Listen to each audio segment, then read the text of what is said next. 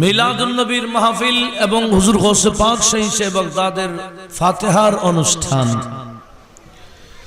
এই দুইটা বিষয় এত বেশি গুরুত্বপূর্ণ, আমার আল্লাহর কাছে কোন বান্দা কত গুরুত্ব দেয় এটা দেখার বিষয় নয়। এই মিলাদুন নবীর অনুষ্ঠান এটা আমার আল্লাহর কাছে অতীব অতীব পছন্দনীয় অনুষ্ঠান।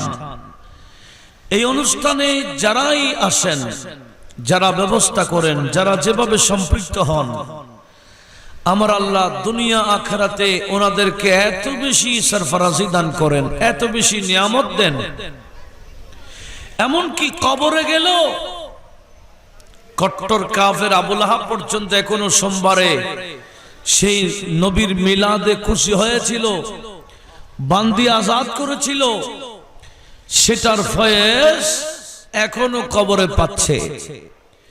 কট্টর কাফের হয়েও নবীর মিলাদে খুশি হওয়ার কারণে কবরে আযাব হালকা হয়। একটু চিন্তা করার বিষয়, ইমানদার যদি মিলাদ নবী করে, নবীজির মিলাদের অনুষ্ঠান করে, এটা কত বড় একটা ফজিলতের কাজ। দুনিয়াতে শান্তি, গজব আযাব থেকে মুক্তি, আখিরাতে আযাবের রেহাই এই সমস্ত মিলাদুন নবীর কারণেই হয়। সেজন্য আমরা আসলে শুকরিয়া জানাচ্ছি। বড় বড় রাষ্ট্রের মধ্যে রুডে রুডে লাশ পড়েছিল, রাস্তায় রাস্তা লাশ। ইতালির মতো, ফ্রান্সের মতো, আমেরিকার মতো, ইউরোপের প্রায় রাষ্ট্রে রাস্তায় রাস্তায় লাশ পড়েছিল এই মহামারীতে। কিন্তু আলহামদুলিল্লাহ আমাদের বাংলাদেশে এরকম একটা লাশ পড়েছে রুডে, এই তত্ত্ব কি আছে? নাই। আলহামদুলিল্লাহ বল সবাই আলহামদুলিল্লাহ। কেন? আল্লাহ বলে, হ্যাঁ আমি আযাব দিতে চাইলো কিভাবে দিব? যেখানে আযাব দিব সেই রুডে তো আমার বন্ধুর জুলুস চলে, যেই এলাকায় দিব সে এলাকায় তো আমার বন্ধুর মিলাদের মাহফিল চলে, সেখানে খেয়ারবি শরীফ চলে, সেখানে কসিদে কসিয়া পাঠ করা হয়, সেখানে খতমে কসিয়া আলিয়া পড়া হয়। তো যেখানে আমার বন্ধুদের এভাবে অনুষ্ঠান হয়, আমি সেখানে এভাবে আযাব দিতে পারি না।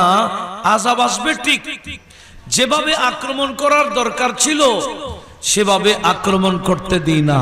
একটু জোরে বলুন না সুবহানাল্লাহ। এটা আমাদের সরকার বুঝে নিয়েছেন। আমরা আজকের মাহফিল থেকে সরকারকে ধন্যবাদ জানাচ্ছি এই কারণে যে মিলাদুন নবীর ফজিলত সরকার বুঝে নিয়ে বলে এটাকে যেমন তেমন আর করলে হবে না, এটা রাষ্ট্রীয়ভাবে জাতীয় দিবস ঘোষণা দিয়ে করতে হবে। একটু জোরে বলুন মারহাবা। আসলেই ধন্যবাদ পাওয়ার উপযোগী যে কাজ করে ফেলেছেন মিলাদুন নবীকে কেন্দ্র করে। আমাদের অন্তর ভরে গেছে, আল্লাহর ওলিরা খুশি হয়ে গেছে। কথা বলুন ঠিক না? ঠিক। কারো কারো মুখে একটা চুনকালি করছে। অনেকে মিলাদুন নবীতে বন্ধ দেয় নাই, কিন্তু এবছর থেকে বন্ধ আবশ্যক না দিয়ে উপায় খবর আছে। আসলে একটা হাদিস মনে পড়ছে, আল্লামা সিউতি আল খাসায়েস আল কুবরাতে একটা বাব বেঁধেছেন আমাদের নবীর মিলাদের রাত্রে কি কি ঘটনা ঘটেছিল। সেখানে হাদিসটা এনেছেন, আল্লাহ আসমানি জগতের ফেরেশতাদেরকে হুকুম দিয়েছিলেন, এই আসমানের ফেরেশতারা, আমার বন্ধুর মিলাদের টাইম হয়ে গেছে, মা মেনার ঘরে আমার বন্ধু আসতেছে, তোমরা একজনও আসমানে থাকার দরকার নাই, সব জমিনে নামো। কাদেরকে বলেছেন? আসমানি ফেরেশতাদেরকে। তো আসমানি ফেরেশতা কয়জন আছে কেউ কি গণে শেষ করতে পারবে? উপর থেকে কত ফেরেশতা নামে। আমার নবীজি রওজায়ে পাকে নাকি সকাল বিকাল 1,40,000 ফেরেশতা ডেইলি নামে। 1,40,000 যারা একবার জিয়ারতে আসতে পেরেছে নবীজির, এরা জীবনে লাইনে ধরে, কিন্তু আবার আসতে পারবে না। এতগুলো ফেরেশতা আল্লাহ জমিনে আসমানে রেখেছেন, এরা শুধু নামবে আর নবীকে সালাতু সালাম পেশ করবে। একটু জোরে বলি না সুবহানাল্লাহ। তো কি বলতে চেয়েছিলাম, রব্বুল আলামিন সমস্ত ফেরেশতাদেরকে বলেছিলেন একজনও জমি আসমানে থাকার দরকার নাই, পতাকা নাও, আমার বন্ধুর আগমনে মারহাবা বলার জন্য জমিনে যাও।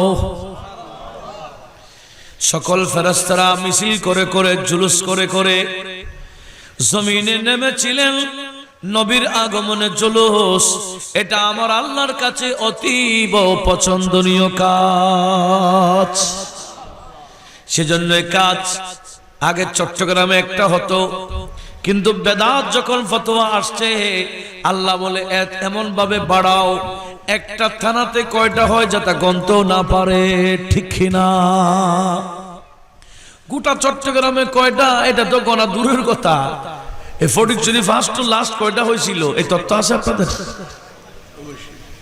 এত ব্যাপক, এত অগণিত জুলুস বের হচ্ছে কেন? আল্লাহ বলে হবে না কেন? এই জুলুসটা আমি চালু করে দিছিলাম ফেরেশতার মাধ্যমে, এটা আমার পছন্দনীয় কাজ। যারাই করে আমি তাদের উপর সন্তুষ্ট হয়, রহমতে ভরপুর করে দিই। একটু আওয়াজ দিয়ে বলুন না সুবহানাল্লাহ।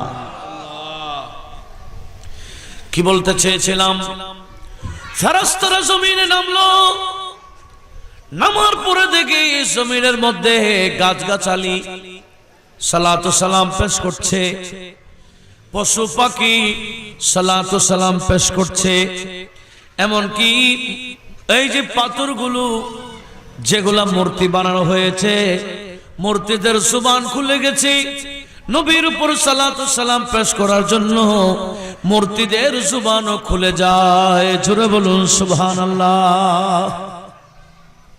চতুর্দিকে শুধু সালাতু সালাম, মিলাদকে কেন্দ্র করে সালাম দেওয়া। আমাদের দেশে আবার খতিব সাহেব হুজুর আসেন, হুজুর আমাদের ঘরে একটা মিলাদ পড়াই দেন না, হুজুর গিয়ে সালাতু সালাম পেশ করে চলে আসে নাকি? মিলাদ মানে কি বুঝি? সালাতু সালাম। এটা কোথায় আছে বলে? এটা কোরআন শরীফে আছে, সূরা মারইয়ামের মধ্যে দুইটা আয়াত। আপনারা যারা মিলাদের পক্ষে আছেন সব সময় এগুলো নোট রাখবেন। একটা সূরা মারইয়ামের 15 নম্বর আয়াত আর একটা 33 নম্বর আয়াত। কত বললাম? 15 এবং 33। আল্লাহ পাক সুবহানাহু ওয়া তাআলা বলেন, সালামুন আলাইহি ইয়াওমা ওয়ালিদা ওয়া ইয়াওমা ইয়ামুতু ওয়া ইয়াওমা ইউবআসু হাইয়া। রব্বুল আলামিন হযরত ইয়াহইয়া আলাইহিস সালামের ব্যাপার বলেন, সালামুন আলাইহি, হযরত ইয়াহইয়া আলাইহিস সালামের উপর সালাম। কোন দিন? ইয়াওমা ওয়ালিদা, যেদিন ওনার মিলাদ হয়েছিল। জোরে বলুন সুবহানাল্লাহ। ঈসা আলাইহিস সালামের মিলাদের দিন ওনার উপর সালাম। ওয়া ইয়াওমা ইয়ামুতু, যেদিন উনি মারা যাবেন ওই দিনও ওনার উপর সালাম। ওয়া ইয়াওমা ইউবআসু হাইয়া, যেদিন আবার কিয়ামতের ময়দানে উঠবেন ওই দিনও ইয়াহইয়া আলাইহিস সালামের উপর সালাম। এই 3 দিন অতীব গুরুত্বপূর্ণ দিন। একটা হলো মিলাদের দিন, আরেকটা হলো ইন্তেকালের দিন, আরেকটা হলো কবর থেকে কিয়ামতে ওঠার দিন। একটু জোরে বলি না সুবহানাল্লাহ। এই 3 দিনে আল্লাহ বলেন ইয়াহইয়া আলাইহিস সালামের উপর সালাম। তো ইয়াহইয়া আলাইহিস সালামের মিলাদের দিন সালাম হলে তো আমাদের নবীর মিলাদকে কেন্দ্র করে সালাম দিলে সমস্যা আছে? এটা 15 নম্বর আয়াত সূরা মারইয়াম। এবার 33 নম্বর আয়াতে বলেন হযরত ঈসা আলাইহিস সালামের কথা। ঈসা আলাইহিস সালাম নিজে বললেন, ওয়াসসালামু আলাইয়া, আমি ঈসার উপর সালাম, ইয়াওমা ওয়ালিদতু, যেদিন আমি ঈসার মিলাদ হয়েছিল, যেদিন আমার মিলাদ ঘটেছিল। আমি ঈসার মিলাদ যেখানে যেদিন হয়েছিল সেদিন আমার উপর সালাম। ঈসা আলাইহিস সালাম এর মিলাদের জায়গা আছে, এটা পাহাড়ি অঞ্চল, এটার নাম বাইতুল লাহাম। নাসাই শরীফ 86 অন্যতম কিতাব। এই নাসাই শরীফের মধ্যে কিতাবুস সালাতের মধ্যে একটা হাদিস আছে, যেটা 250 নম্বর হাদিস কিতাবুস সালাতের মধ্যে। একটু লক্ষ্য করুন, আমার নবী যখন মেরাজে যাচ্ছিলেন, বেশ কিছু জায়গায় নবীকে জিবরিল আমিন বুরাক থেকে নামাইছিলেন। ওই বাইতুল লাহামে নবীজিকে বললেন, ইয়া রাসূলুল্লাহ ইনসিল, এখানে নামেন, সাল্লি, আপনি এখানে নামাজ পড়েন। তো নবীজি বলেন, ফাসাল্লাইতু রাকাতাইন, আমি 2 রাকাত নামাজ পড়েছি। আমি বুরাক থেকে নামলাম, 2 রাকাত নামাজ পড়লাম। নামাজের পরে জিবরিল বলেন, আতাদরি আইনা সাল্লাইতা, ইয়া রাসূলুল্লাহ আপনি কি জানেন কোথায় নামাজ পড়ছেন? একটু জোরে বলুন না সুবহানাল্লাহ। এগুলা কোন শরীফের হাদিস বলছি? নাসাই শরীফ 86 অন্যতম কিতাব। এই হাদিসের মধ্যে কি আছে? হুজুর আপনি কি জানেন কোথায় নামাজ পড়েছেন? বলে বলো। তো জিবরিল বলে, ইয়া রাসূলুল্লাহ সাল্লাইতা বাইতাল লাহমিন হাইসু ওয়ালাদা ঈসা ইবনু মারইয়াম। হুজুর এটার নাম হচ্ছে বাইতুল লাহাম, এই জায়গায় আল্লাহর রাসূল হযরত ঈসা আলাইহিস সালামের মিলাদ হয়েছিল। আমি আপনাদের থেকে জানতে চাই, ঈসা আলাইহিস সালামের মিলাদের জায়গায় যদি আমাদের নবী গিয়ে নামাজ পড়তে পারেন, তো আমাদের নবীর মিলাদের জায়গা নাই কি? একটু বলেন না। নাই? ওখানে গিয়ে আমাদেরকে নামাজ পড়তে দেয় না, অথচ প্রায় 1200 বছর পর্যন্ত সেই জায়গায় নামাজ পড়ার সুযোগ করে দিয়েছিলেন সেই বাদশাহ, সুলতান ছিলেন বাদশাহ হারুনুর রশিদ। বাদশাহ হারুন রশিদের আম্মা নবীজির মিলাদের জায়গাটা কিনে সেখানে মিনার সহকারে একটা মসজিদ করে ওয়াকফ করে দিয়েছিলেন। বলে এই জায়গায় নবীর মিলাদের জায়গা, উম্মত এখানে এসে নামাজ পড়ে বরকত যাতে নিতে পারে, আমি মসজিদ বানাই দিলাম। একটু জোরে বলুন না সুবহানাল্লাহ। এই সৌদিয়া সরকার শুধু মাজার ভাঙছে না, মসজিদও ভাঙছে। 1925-এ মক্কার, 1926-এ মদিনায়, এখন 100 বছর হয় নাই। আজকে ওখানে মাজার নাই দেখে বলে দুনিয়ার মাজার সব চট্টগ্রামে। কই সৌদি আরবে তো মাজার নাই। আরে ভাই তুমি যদি 1925-এর আগে যাইতা, 1926-এর আগে যাইতা, তখন দেখতে কতগুলা মাজার গম্বুজ সহকারে ছিল। এরা স্টিম লোডার চালিয়ে 1925 সালে মক্কার মাজারগুলা ভেঙে দিয়েছে, 1926 সালে মদিনার মাজারগুলা ভেঙে দিয়েছে। মাজার ভাঙছে শুধু তাই না, এগুলার নিদর্শনের বেশ কিছু মসজিদও ভেঙে দিয়েছে। একটু আওয়াজ দিয়ে বলুন না নাউজুবিল্লাহ। তার মধ্যে একটা নবীজির মিলাদের মসজিদ, বাদশাহ হারুনুর রশিদের আম্মা জান যে মসজিদটা করেছিল নবীজির মিলাদের জায়গায়, কেন উনি এই হাদিস থেকে নিয়েছেন। মেরাজের রাতে আমাদের নবী ঈসা আলাইহিস সালামের মিলাদের জায়গায় গিয়ে নামাজ পড়েছিলেন। তাহলে বোঝা গেল নবীদের মিলাদের জায়গা বড় বরকতময় জায়গা, সেখানে নামাজ পড়লে আলাদা একটা বরকত পাওয়া যায়। যদি ঈসা আলাইহিস সালামের মিলাদের জায়গায় নামাজ পড়া যায়, আমাদের নবীর মিলাদের মধ্যে নামাজ পড়লে বরকত কম হবে না বেশি হবে?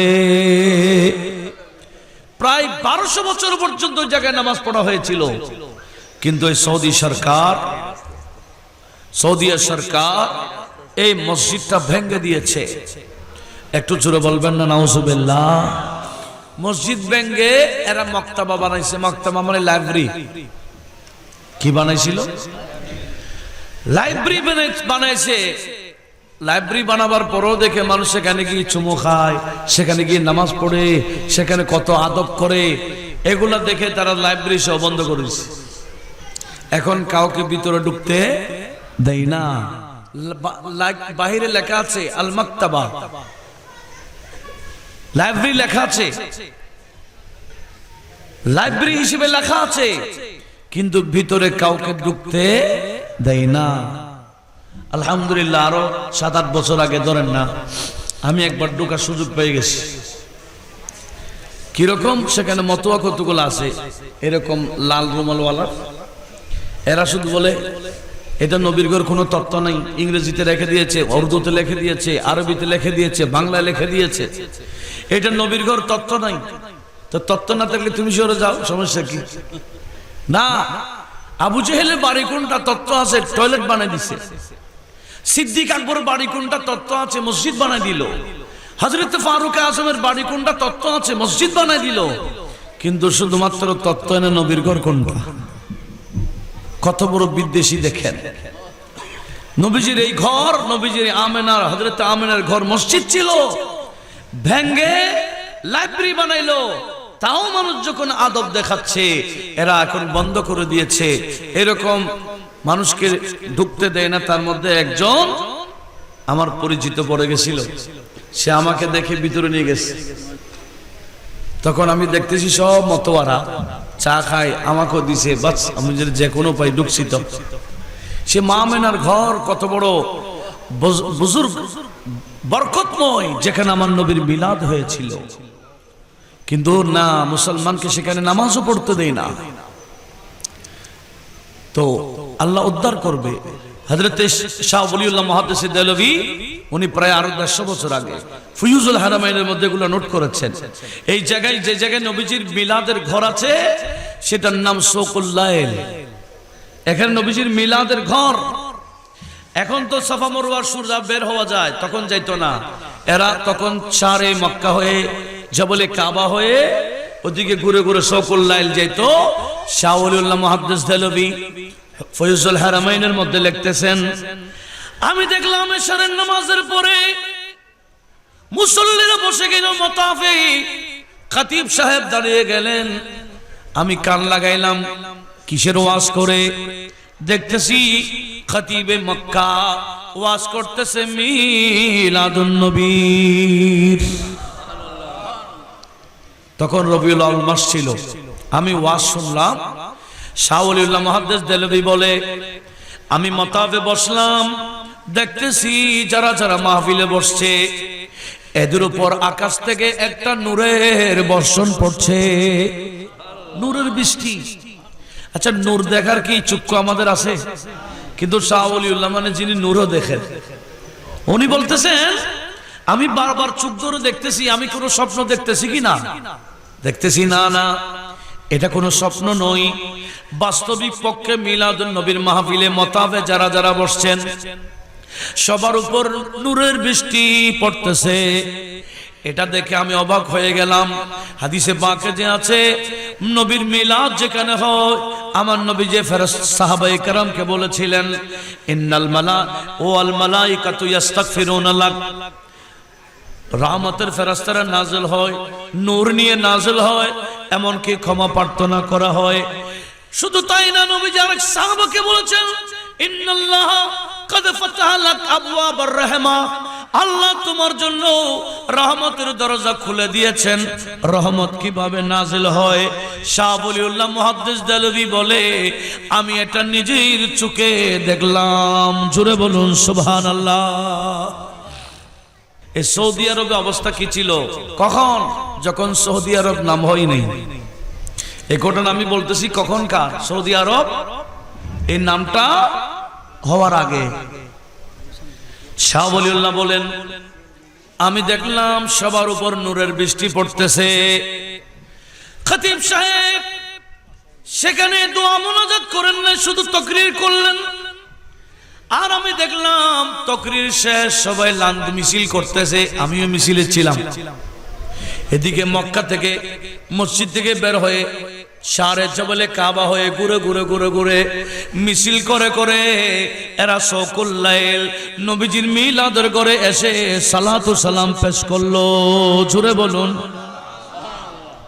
ওয়াজ করেছে আল্লাহর ঘরের সামনে, কিন্তু সালাতু সালাম পেশ করেছে জুলুস করে করে এসে নবীর ঘরের সামনে। শাহ ওলিউল্লাহ মুহাদ্দিস দেলভী বলে আমি তখন ছিলাম। তাহলে জুলুস ওখানেও ছিল, মাহফিল ওখানেও ছিল, সালাতু সালাম ওখানেও ছিল, মাজার ওখানেও ছিল, কিন্তু বিদ্বেষীরা ক্ষমতা পাওয়ার পর সব বন্ধ করে দিয়েছে, ভেঙে দিয়েছে। কথা বলুন ঠিক কিনা? আজকে দুঃখের বিষয়, নতুন কিছু কিছু মুসলমান সৌদিয়ায় যায়, আগে এলাকায় মিলাদুন্নবী করে, ওখানে গিয়ে তো মিলাদুন্নবীর এরকম অনুষ্ঠান দেখে না, তখন এরা বেদাতের ফতোয়া শিখে আসে। কথা বলুন ঠিক কিনা? কোত্থেকে শিখে আসে ফতোয়া? সৌদিয়ার থেকে ফতোয়া শিখে আসে। একটার নাম শিরিক, আরেকটার নাম কি? বেদাত। এই দুইটা ফতোয়া নিয়ে আসে। আসলে এই দুইটা মুসলমানদেরকে শিখাইছে ইহুদিরা। শিরিক এবং বেদাত দুইটা শিখাইছে কে? একটু জোরে বলেন না। ইহুদিরা শিখাইছে। কেন? বলে ইহুদিরা কিছু মুসলমান কিনেছে। কি কিনেছে? মুসলমান। এই গত কয়েক বছর আগে সৌদি যুবরাজ সালমান এটাকে প্রকাশ করেছে। এমনকি বিভিন্ন দেশের হেডলাইন হয়েছে পত্রিকার। আমাদের দেশেও বেশ কয়েকটি পত্রিকার হেডলাইন হয়েছিল, এই দেশের কওমি মাদ্রাসাগুলা কার টাকা দিয়ে চলে। সেখানে লেখা হয়েছে, সালমান স্পষ্টভাবে বক্তব্য দিয়েছে, ডিটেলস বয়ান দিয়েছে যে বাৎসরিক কত হাজার ডলার আসে, কত লক্ষ কোটি ডলার সৌদি আসে। ডলার ডলার আমেরিকার ইহুদিদের টাকা কার কাছে আছে? সৌদিয়ায়।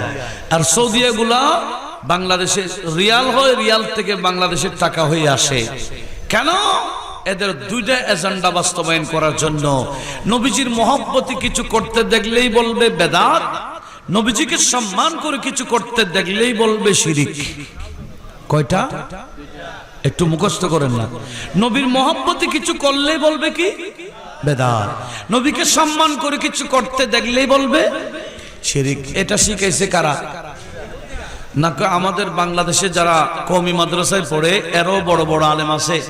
শিরিক কাকে বলে এরা ভালো করে জানে। বেদাত, কোন বেদাত ভালো, কোন বেদাত খারাপ, কোন বেদাত করলে ওলি হয়ে যায়, এরা ভালো করে জানে। কিছু বেদাত আছে যে বেদাত করলে বান্দা ওলি হয়ে যায়। একটু জোরে বলবেন না সুবহানাল্লাহ। আমরা কোন বেদাত করি যে বেদাত করলে বান্দা কি হয়ে যায়? ওলি হয়ে যায়।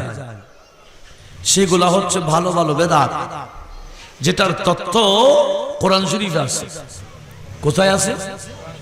কোরআন শরীফে আছে। আমি আপনাদেরকে কোড দিচ্ছি, আপনারা নোট করবেন। এটা শিক্ষিত সমাজ, আপনারা বোঝার বিষয়। সেটা হচ্ছে কোরআনে পাক, আমি আয়াত তেলাওয়াত করতেছি, আপনারা পারলে একটু নোট রাখিয়েন। সূরা হাদীদ। কোন সূরা বললাম?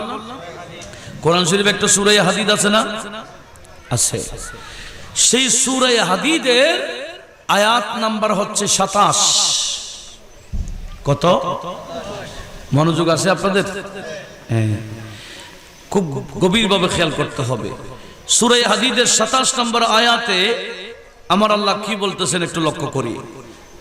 আল্লাহ বলে, সুম্মা কাফাইনা আলা আসারিহিম বিরুসুলিনা ওয়া কাফাইনা বিঈসা ইবনে মারইয়ামা ওয়া আতাইনাহুল ইনজিল ওয়া জাআলনা ফি কুলুবিল লাযিনা ইত্তাবাউহু রাফাতান ওয়া রাহমা ওয়া রাহবানিয়াতান ইবতাদাউহা মা কাতাবনাহা আলাইহিম ইল্লা ইবতিগা রিদওয়ানিল্লাহি। জোরে বলুন সুবহানাল্লাহ। মুখস্থ করেন। কোন সূরা? হাদীদ। এখন তো ওয়াজ নাই, আওয়াজ আছে যে। মানুষ তো আওয়াজের পাগল। আমরা ওয়াজ বুঝি না, আমরা চিল্লানো বুঝি। যে যত চিল্লাইতে পারে আমরা মনে করি বিরাট হুজুর, বিরাট বক্তা। কোন একটা কিছু করেই যদি ভাইরাল হয়ে যায়, কেউ গালি দিয়ে ভাইরাল হয়, গালাগালি করে ভাইরাল হলেও তার ফিস বেড়ে যায়। আছে না এরকম? কেউ নাটক করে স্টেজে এসে, ওয়াজের স্টেজে কেউ কৌতুক করে, মানুষ হাসায়, আর আমরা তাদেরকে বড় ওয়াইজ মনে করি। এইভাবে যদি গুরুত্ব দিই, সুন্নিয়তে ওয়াজের ময়দানগুলো দুর্বল হয়ে যাবে। এই বিষয়ে আমাদেরকে সতর্ক থাকার দরকার আছে কিনা? এখানে মানুষ আছে কিছু কোরআন হাদিস শিক্ষা নেবে, এটার উপর মজবুত থাকবে, আরেকজনকে বুঝাইতে পারবে। আল্লাহ সবাইকে বোঝার তৌফিক দিক। একটু জোরে বলুন না আমিন। আমি এই আয়াতটি ভালো করে আপনারা নোট করুন। সূরা কি বলছি? হাদীদ। আয়াত নাম্বার কত বলেছিলাম? 27। পারাও 27, পারা নাম্বারও কি 27। আমার আল্লাহ বলেন, সুম্মা কাফাইনা আলা আসারিহিম বিরাসুলিনা। আল্লাহ বলেন, আমি আমার রাসূল যে পাঠাইলাম তাদের এই ধারাবাহিকতায়। ওয়া কাফাইনা ঈসা ইবনে মারইয়াম, আমি ঈসা ইবনে মারইয়ামকে পাঠাইলাম। ওয়া আতাইনাহুল ইনজিলা, ওনাকে ইনজিল নামক কিতাব দিলাম। ওয়াজআলনা ফি কুলুবিল্লাযীনা ইত্তাবাউহুম, আল্লাহ বলেন ওয়াজআলনা ফি কুলুবিল্লাযীনা ইত্তাবাউহু, যারা ঈসা আলাইহিস সালামকে অনুসরণ করে, ঈসা আলাইহিস সালামের উপর নাযিল হওয়া ইনজিল কিতাবকে অনুসরণ করে, আল্লাহ বলে আমি তাদের কলবের মধ্যে রাফত রহমত সৃষ্টি করে দিই। ওয়া রাহবানিয়াতান, এখান থেকে আমার মূল কথা, রাহবানিয়াতান। আল্লাহ বলে ঈসা আলাইহিস সালামের উম্মতরা একটা কাজ করেছে, তার নাম রাহবানিয়ত। রাহবানিয়ত মানে এলাকা ছেড়ে, আত্মীয় সাজে সব ছেড়ে পাহাড়ে চলে যাওয়া, একা একই ইবাদত করার জন্য। আছেন এরকম? আমাদের বাবা ভান্ডারে গেছে কোথায়? গেছেন কখনো? আমি গেছি। আরে মারি সরা দিয়ে যেতে হয়, রোড নেই। ওখানে গিয়ে দেখা যায় এখন বা মানুষের সিঁড়ি দিছে, তখন তো সিঁড়ি টিড়ি ছিল না, এত উপরে গর্ত করার করে ওখানে থাকছেন কিভাবে? এটার নাম রাহবানিয়ত। কথা বোঝা যায়? ঈসা আলাইহিস সালামের উম্মতরা রাহবানিয়ত কাজ করেছেন। আল্লাহ বলেন ইবতাদাউহা, এই বেদাত তারাই চালু করছিল। বোঝা যায়?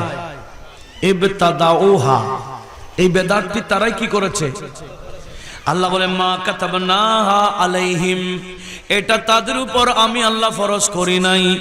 এলাকা ছেড়ে, আত্মীয় স্বজন সব ছেড়ে দিয়ে পাহাড়ে চলে যাওয়া, নির্জনে ইবাদত করার জন্য আমি আল্লাহ এটা তাদের উপর ফরজ করি নাই।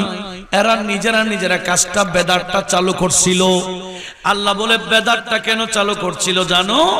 ইল্লা ইবতিগা রিদওয়ানিল্লাহি, এই বেদাতটা তারা চালু করেছিল আমি আল্লাহর সন্তুষ্টি অর্জন করার জন্য। তাহলে কিছু বেদাত আছে যেগুলা চালু হয় কার সন্তুষ্টির জন্য? তাহলে বেদাত আছে যেগুলা আল্লাহর সন্তুষ্টিতে করা হয়, এটা তারিফ আমার আল্লাহ কোরআন শরীফে করেছেন। তো আপনারা কেন বেদাত বেদাত চিল্লাইলে ভয় পান? বলে মিলাদুন নবী বেদাত, বেদাত না। এই গত বছর হাটাদারির কলেজের সামনে বলেছিল বড় হুজুরে, এই প্রচলিত মিলাদুন নবী পালন করার জঘন্য বেদাত, জঘন্য বেদাত। বলেছিল বেশি দিন হয়, দেরি হয় নাই, আমার আল্লাহ তার মত সহ জঘন্য করে দিছে। বড় হুজুর কি স্বাভাবিক মরা মরতে পারছে? আমরা কেউ যাই নাই সেখানে, ছাত্ররা গিয়ে লাঠি দিয়ে গুতা দিয়ে মার, বলে এই বুড়া সব করছে, লাঠি দিয়ে দিয়ে গুতাইছে, নাকে অক্সিজেন ছিল টেনে বের করে দিছে, বলে মাদ্রাসা থেকে বহিষ্কার, এবার দুনিয়া থেকে বহিষ্কার। এই জঘন্য মরা কেন মরছে? আল্লাহ বলে আমার বন্ধুর মিলাদের অনুষ্ঠানকে জঘন্য বেদাত বললি কেন? কি রাগ করতেছেন? রাগ করতেছেন এরকম লাগে? আমি কি অবাস্তব কোন কথা বলছি? যেটা ঘটছে এটা তুলে ধরছি। আল্লাহ সবাইকে বোঝার তৌফিক দিক। একটু জোরে বলুন না আমিন। মনোযোগ কামনা করছি। কি বলতেছিলাম?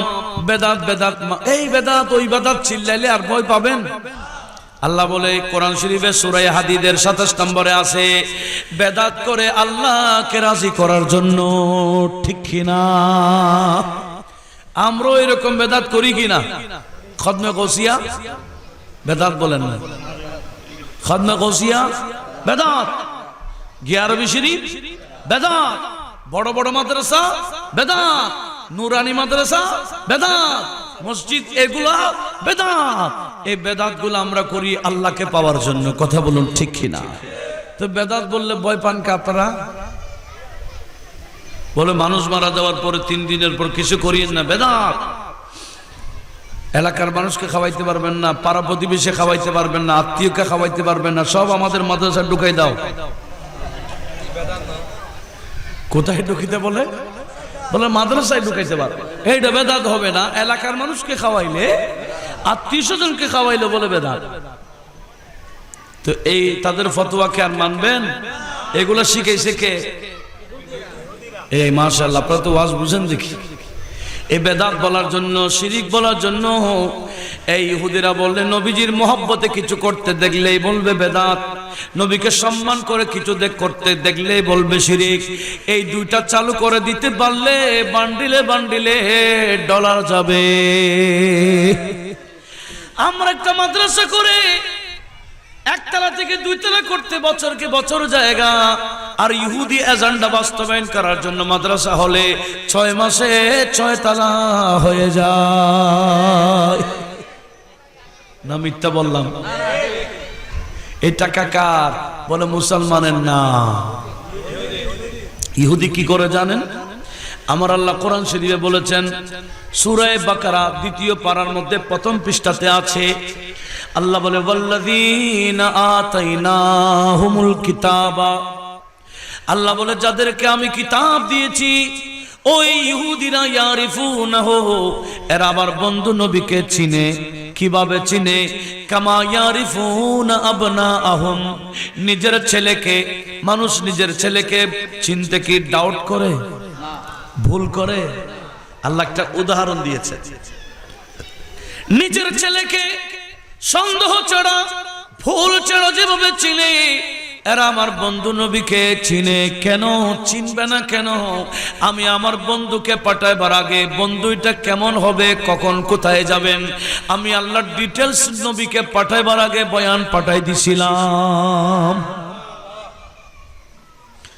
আমাদের সদগর সাহেব আমাকে এক জায়গায় পাঠাচ্ছেন, আমি যে জায়গায় জীবনও যাইনি, কেউ আমাকে দেখে নাই। উনি যদি মোবাইলে বলে দেয় আমি যে হুজুর পাঠাচ্ছি, ওনার টুপি এরকম, পাঞ্জাবি এরকম, দাড়ি এরকম, আমি যাওয়ার আগে বয়ান পাঠাই দিছে, আপনারা বলেন তো আমি নামার সাথে সাথে চিনবে না? বলেন না কেন? আমি যাওয়ার আগে কি পৌঁছে গেছে?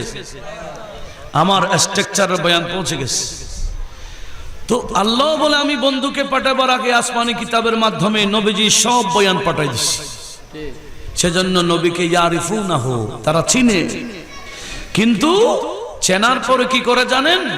আল্লাহ বলে ওয়া ইন্না ফারিকাম মিনহুম, এদের মধ্যে একটা দল আছে লা ইয়াকতুমুনাল হাক্কা ওয়া হুম ইয়ালামুন, এরা জেনে শুনে আমার বন্ধুর নবী, আমার বন্ধুর শানকে গোপন করে রাখে। নবীর শানকে গোপন করা খাসলত কার? ইহুদি। বলেন না? কোরআন শরীফে কার কথা বলতেছে? এরা আমার নবীর শান সহ্য করতে পারে না। মিশকাতের মধ্যে এরকম একটা হাদিস আসছে, দালাইলুন নবুয়তের হাদিস। আমার নবীর এক খাদেম ছিল ইহুদি বাচ্চা। এই নবীজির হুজুর পানি ব্যবস্থা করতেন, জুতার স্যান্ডেল নিয়ে এদিক সেদিক যেতেন। কয়েকদিন ধরে বাচ্চাটা আসে না। তো নবীজি বলে কিরে বাচ্চাটা গেল কই? তারা বলে ইন্নাহু মারিদ ইয়া রাসূলুল্লাহ, সে তো অসুস্থ। তো অসুস্থ শুনতে আমার নবী দেরি করলেন না, কয়েকজন সাহাবাকে বললেন চলো চলো তাকে দেখতে যাই, ইহুদির বাড়িতে যায়। নবীজি ইহুদির বাড়িতে আসলেন। আসার পরে দেখতে পেলেন ওই বাচ্চা অসুস্থ বিছানায় শুয়ে আছে। তার বাবা তার মাথার পাশে তওরাত পড়তেছে। একটু লক্ষ্য করুন, ছেলে বিছানায়, বাবা কি তওরাত পড়তেছে, কারণ তারা তওরাতের বিশ্বাসী।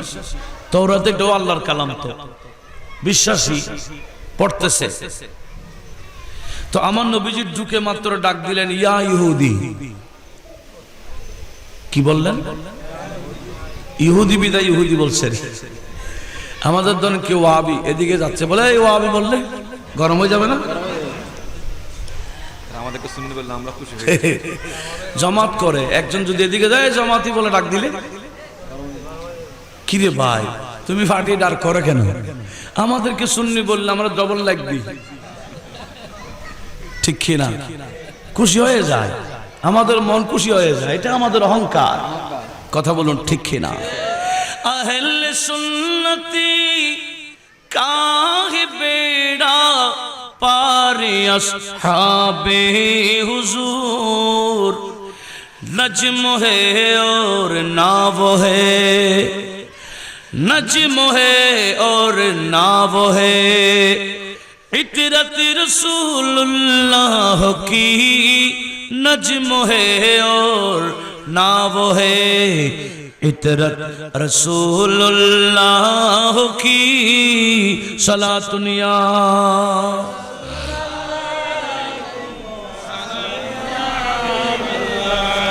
নবীজি তাকে কি বলে ডাকলেন? ইয়া ইহুদি। ডাক দিয়ে বলে, ইয়া ইহুদি আনশাদুকা বিল্লাহিল্লাযী আনজালা হাযাত তাওরাত আলা মূসা। এ ইহুদি, তুমি যে তাওরাত পড়তেছো, এই তাওরাত আমার আল্লাহ মূসা কালিমুল্লাহর উপর নাযিল করেছেন। যে আল্লাহ নাযিল করেছেন তার শপথ করাইয়া তোমাকে বলতে চায়, হাল তাজিদু ফিহে নাতি ওয়া সিফাতি ওয়া মাখরাজি। এই তাওরাতে আমি নবীর গুণগান, আমার বর্ণনা, আমার মাখরাজ বা মিলাদের আলোচনা কি পাও? এখানে আমার মিলাদের আলোচনা আছে, আমার গুণগান আছে। সে মাতার নাইরা বলেন নাই, নাউজুবিল্লাহ বলেন, আছে না নাই? তাওরাতে নবীর শান নাই? নবী না, নবী না, নবীর প্রধান খলিফা সিদ্দিক আকবরের বর্ণনা তারিখে ইবনে আসাকির দামেশকিল কাবীরের মধ্যে নোট করেছেন। সিদ্দিক আকবর বলে, এখনো নবীজি নবুয়ত প্রচার করেন নাই। আমি বিভিন্ন রাষ্ট্রে রাষ্ট্রে যাইতাম, ইয়েমনে গেছিলাম, সেখানে শুনতে পেলাম ইয়াজদি বড় একজন আলেম আছেন। আমি ওনার তত্ত্ব নিয়ে ওখানে গেলাম, দেখছি একেবারে বুড়া। আমি বললাম, এই বুড়ার বয়স কত হতে পারে? তারা বলে, না আরো 10 বছর কম আছে, 400 বছর হইতে। ক বছর? 10 বছর কম আছে তো। আমি ওনার সামনে যখন গেলাম, উনি আমাকে দেখতেই বলছেন, আহসিবু আন্নাকা হারামিয়া। কিরে, তোমার তো চেহারা দেখে মনে হচ্ছে তোমার বাড়ি হারামে মক্কায়। কুলতু নাম। সিদ্দিক আকবর বলে, হ্যাঁ আমার বাড়ি তো হারামে মক্কায়। উনি আবার বলেন, আহসিবু আন্নাকা কারশিয়া, মনে হচ্ছে তুমি কুরাইশ বংশের। কুলতু নাম, হ্যাঁ তো আমি কুরাইশ বংশের মানুষ। বলে, আহসিবু আন্নাকা তামিমিয়া, কুরাইশের একটা শাখার নাম তামিম গোত্র, তোমাকে তামিম গোত্রের মানুষের মতো লাগে? বলে, হ্যাঁ। বলে, আকশিবান বাতানিক, আমাকে ফেট দেখাও। বুড়া মিয়া কি বলে? ফেট দেখাইতাম। সিদ্দিক বলে, ফেট কেন দেখাবো? এই বুড়া আলেম বলে, আমি তাওরাত পড়েছিলাম, ওই তাওরাতে নবী আখির জামানের বয়ান পড়েছি। ওই নবীর কাছে যিনি সর্বপ্রথম মুসলমান হবেন, সব সময় নবীর সাথে সাথে যিনি থাকবেন, ওনার বয়ানও আমার আল্লাহ তাওরাতে বয়ান দিয়েছেন। তোমাকে দেখার সাথে সাথে আমার ইবাদতগুলো মনে পড়তেছে। যে সমস্ত আলামত আমি পড়েছি, আমি তোমার থেকে জিজ্ঞেস করলাম, এবার আরেকটা আলামত আছে তোমার পেটে, এটা দেখাও। সিদ্দিক আকবর বলে, আমি আর দেরি করলাম না, ফাঁকা সপ্তান বাচ্চানি, আমি আমার পেট খুলে দেখাইলাম। ফারাআ ফাওকা সুররাতি, উনি আমার নাভির উপরে পেটে দেখতে পেলেন শামাতান সাওদা, কালো একটা তিল। কি দেখলেন? কোথায়? নাভির উপরে। পেটের মধ্যে তিল দেখতেই উনি দাঁড়িয়ে গেলেন, বললেন হ্যাঁ ওয়ারাব্বিল কাবা, আমি কাবার রবের কসম করে বলতে চাই আনতা হুয়া, যার আলোচনা আমি তাওরাতে পড়েছি তুমি সেই বান্দাই হবে। তো উনি তো ইয়ামন থেকে মক্কায় আসছেন, এদিকে আমার নবী গারে হেরা থেকে আসছেন ওহী নাজিল হওয়ার পরে, এদিকে সিদ্দিক আকবরে গেলেন। তো নবীজি বলছেন আবু বকর আমি তো তোমার জন্য অপেক্ষা করছি। বলে কেন? বলে আল্লাহ আমার কাছে ওহী নাজিল করছেন, আমাকে নবী নবুয়ত প্রচার করতে বলেছেন, আমি সর্বপ্রথম তোমাকেই দাওয়াত দিলাম। তো সিদ্দিক আকবর বলে টাটকা টাটকা খবর দেখি, ওদিকেই বন্দা বলতে দেন না, আমি এদিকে এসে তো শুনে ফেললাম। তখন সিদ্দিক আকবর মুস্কে হাসি দিয়ে বলে আপনি যে নবী প্রমাণ কি? নবীজি মুস্কে হাসি দিয়ে বলে প্রমাণ আরো লাগবে, ওই বুড়া মিয়া দিছে হয়েছে না। সিদ্দিক আকবর আর দেরি করলেন না, বলে আশহাদু আল্লা ইলাহা ইল্লাল্লাহ ওয়া আন্নাকা রাসূলুল্লাহ, একটু জোরে বলুন না মারহাবা। তাহলে সিদ্দিক আকবরের বয়ান যদি এভাবে হয়, এবার একটু চিন্তা করেন নবীর বয়ান কিভাবে ছিল। কিন্তু আল্লাহ বলে ওয়া ইন্না ফারিকাম মিনহুম লা ইয়াকতুমুনাল হাক্কা ওয়া হুম ইয়ালামুন, এরা জেনে শুনে নবীর শানকে গোপন করে রাখে। নবীর শানকে গোপন করে রাখা ইহুদির খাসলত, এই ইহুদি এজেন্ডা বাস্তবায়ন করে ওয়াহাবি, ঠিক কিনা? কিসের জন্য না তারাও জানে আমরা কোনো মিলাদুন্নবীকে কেন্দ্র করে কোনো ব্যাংশ করি না, মিলাদুন্নবীকে কেন্দ্র করে এখানে ডিজা পার্টি হয় না, এখানে নারী পুরুষ নাচে না, ভালো ভালো কাজ হয়, এটা অবশ্যই সওয়াবের কাজ। এরা জানে, এরা বেদাত কেন ফতোয়া দেয়? বান্ডিলের জন্য। কথা বলুন ঠিক কিনা? বান্ডিল আর কত খাইবা? কবরে তো ডান্ডা চলবে, কবর একটা ডান্ডা আছে না, কিরকম? আল্লাহ বলেন বেমাকামিন মিন হাদিদিন লাউ উদিয়া আলা জাবালিন লাসারা তুরাবা, এই কবরে এমন লাঠি দিয়ে মারবে যে লাঠি লোহার হবে, এত ভারী। এই লাঠি যদি পাহাড়ে রাখা হয় পাহাড় পর্যন্ত ধসে যাবে। উচ্চ আওয়াজে বলুন নাউজুবিল্লাহ। কবরের পরীক্ষা আছে কিনা? কি পরীক্ষা? সাবজেক্ট কি?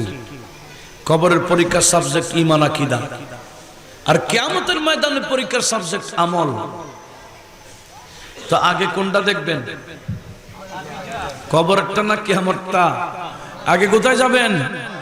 তো কবরে গেলে মূল প্রশ্ন ইমাম বুখারী নোট করেছেন। ইমাম বুখারী হাদিসটা বারবার এনেছেন কিতাবুল জানায়েজের মধ্যে। কি? সেখানে মুনকির নকির প্রশ্ন করবে ওয়ামা কুনতা তাকুল ফি হাক্কি হাযার রাজুলিল্লাযী বুইসা ফিকুম, তোমাদের মধ্যে এই যে রাসূলকে পাঠানো হয়েছিল ওনাকে তোমরা দুনিয়াতে কি বলছিলা, কি বলতা, এখন বলো। প্রশ্নটা কি? দুনিয়াতে কি বলতে, এখন না।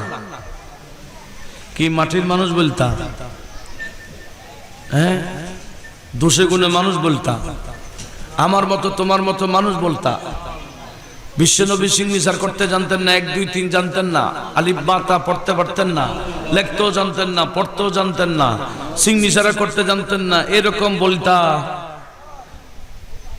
তাহলে এরকম বলে বলে যারা কবরে যাবে আন্ডা খাইবে আন্ডা, আর কিয়ামত পর্যন্ত কি চলবে? ডান্ডা খাইতে রাজি আছেন? আমাদের এই মাহফিল গুলো হলো কবরের প্রস্তুতির মাহফিল। এখানে শিখানো হয় নবী নূরের নবী, এখানে শিখানো হয় হায়াতুন নবী, এখানে শিখা হয় নবীকে আল্লাহ গায়বে ইলম দান করেছেন, এখানে শিখানো হয় আমার নবীকে আল্লাহ টিচার হিসেবে দুনিয়াতে প্রেরণ করেছেন। কথা বলুন ঠিক না? এগুলা শিখে যদি কবরে যান, সেখানে দেখবেন কবরেটা কি হয়ে গেছে? জান্নাতের বাগান হয়েছে। আলা হযরত বলেন আমি কবরে যাব, মুনকির নকির আসবে, আমাকে প্রশ্ন করবে, এত টেনশন আমার আছে নাকি? হ্যাঁ, এত টেনশন আমার নাই কেন? আমি তো প্রস্তুতি নিয়ে ফেলছি। প্রস্তুতি কিরকম প্রস্তুতি? আলা হযরত বলেন নকিরাইন করতে हैं ताज़ीम मेरी, सुभानअल्लाह। नकीरैन करते हैं ताज़ीम मेरी, फिदा हो के तुझी पर ये इज्जत मिली है, फिदा हो के तुझी पर ये इज्जत मिली है। नकीरैन करते हैं ताजीम मेरी, नकीरैन करते हैं ताजीम मेरी, फिदा हो के तुझी पर ये इज्जत मिली है, ये इज्जत मिली है। सलातुनिया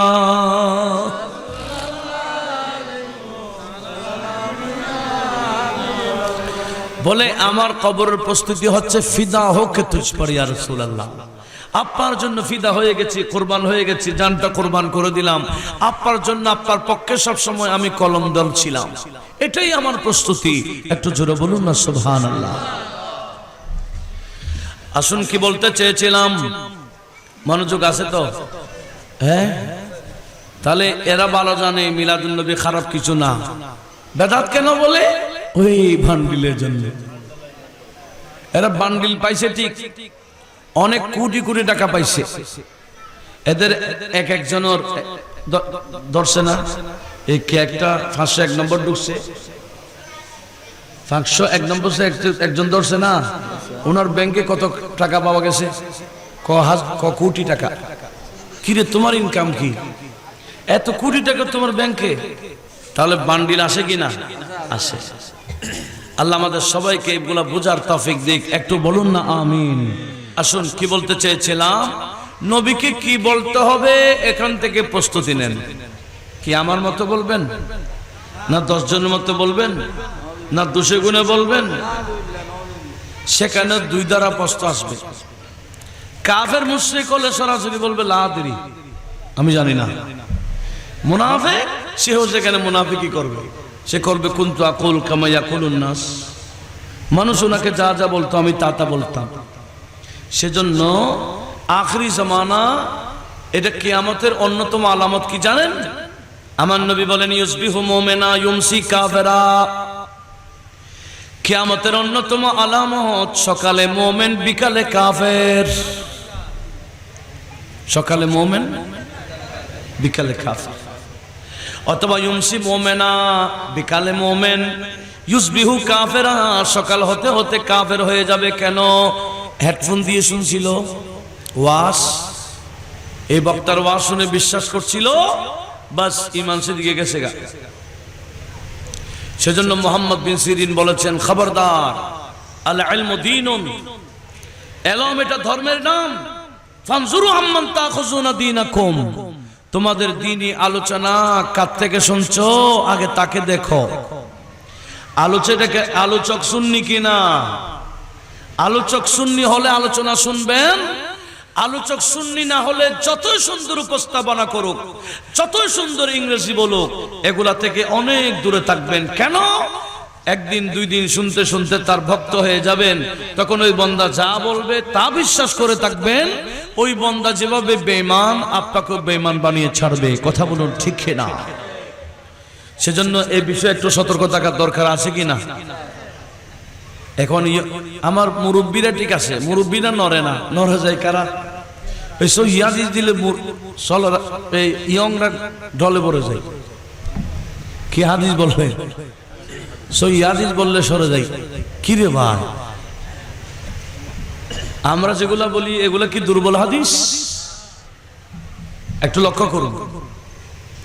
সেজন্য আখরি জামানা ঈমান বাঁচা, ঈমান রক্ষা করা অনেক কঠিন বিষয়। আল্লাহ মুসলিম মিল্লাতকে বিষয়ে সতর্ক থাকার তৌফিক দিক। একটু বলুন না আমিন। আসুন আমি কি বলতে চেয়েছিলাম, ওই যে আমার আল্লাহ সূরা মারইয়ামের 33 নম্বর আয়াতে কি বলেছেন? হযরত ঈসা আলাইহিস সালামের কথা নোট করেছেন। কি বললেন?